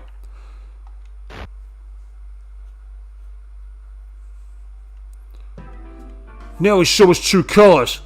I keep my guard up waiting for Teddy to do his thing. But nothing happens. That's weird. Isn't the illusion supposed to unravel and he goes back to being looking like me? Wait a sec. This is my shadow we're talking about. Maybe he's just waiting for me to let my guard down. Well, I'm not going to give him what he wants. I reach towards Teddy, who's still seeing stars, but must misfur a little. Damn, this is an impressive fake. Wait, what am I saying? Come on, hurry up and show your true self. Don't make me rub you the wrong way. If this thing's part of me, there's no way you can stand up to this. I hit him with little fluff of his fur the wrong way, ruining the texture. Even though I know it's my enemy, it still makes me wince. But man, this texture really is something. It really went all out in the details. Stop that! True self this and true self that. No matter how many times you say it, the only thing I can be is my own adorable self. Enough bullshit. Your imitation of the real Ted is pretty good, but I am sick of it. Hey, that reminds me. Where's that cape and hat of yours? I wanted to see it up close so I could sew one like it. Cape and hat? Kanji, were you mistaking me for that fake Teddy? Huh? What fake Teddy? Think! That other Teddy or the one in front of you? Which is more adorable? I take another good look at the teddy here. Now that he mentions it, the first seems a little different. The teddy on the monitor looked kind of rough and scratchy. Wait, but that would mean... What? So that one's a fake and you're the real deal? That's right! I'm hurt, Kanji.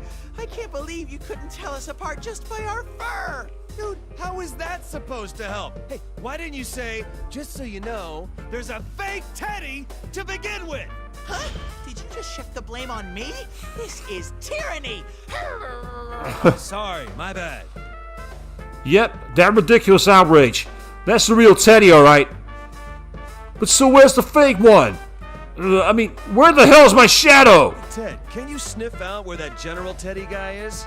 He's in the announcement room. I was on my way there with Miss President. That girl back there? Who is she anyway? Not when you said the TV world. Shouldn't people be here be real? So what's the student council president doing here? She's Miss President. She can't use a persona, so I was protecting her. Did Miss President head to the announcement room without her knight?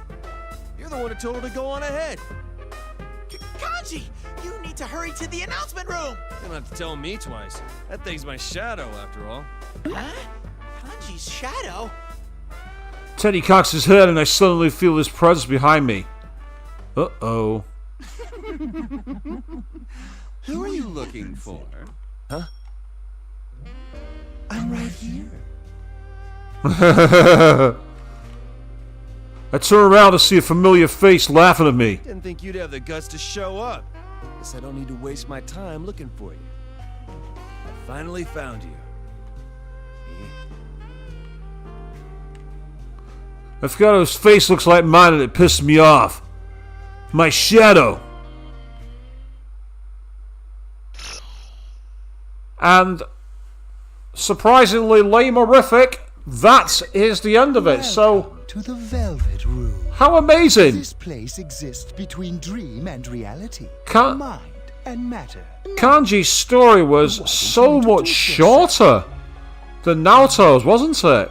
And have you noticed how, despite the fact that I've done a lot of the main characters, I've only got 4 more to go. It's still saying I've only done 36% completion. So that tells me there's a lot more content to unlock. So this series is going to go on and on.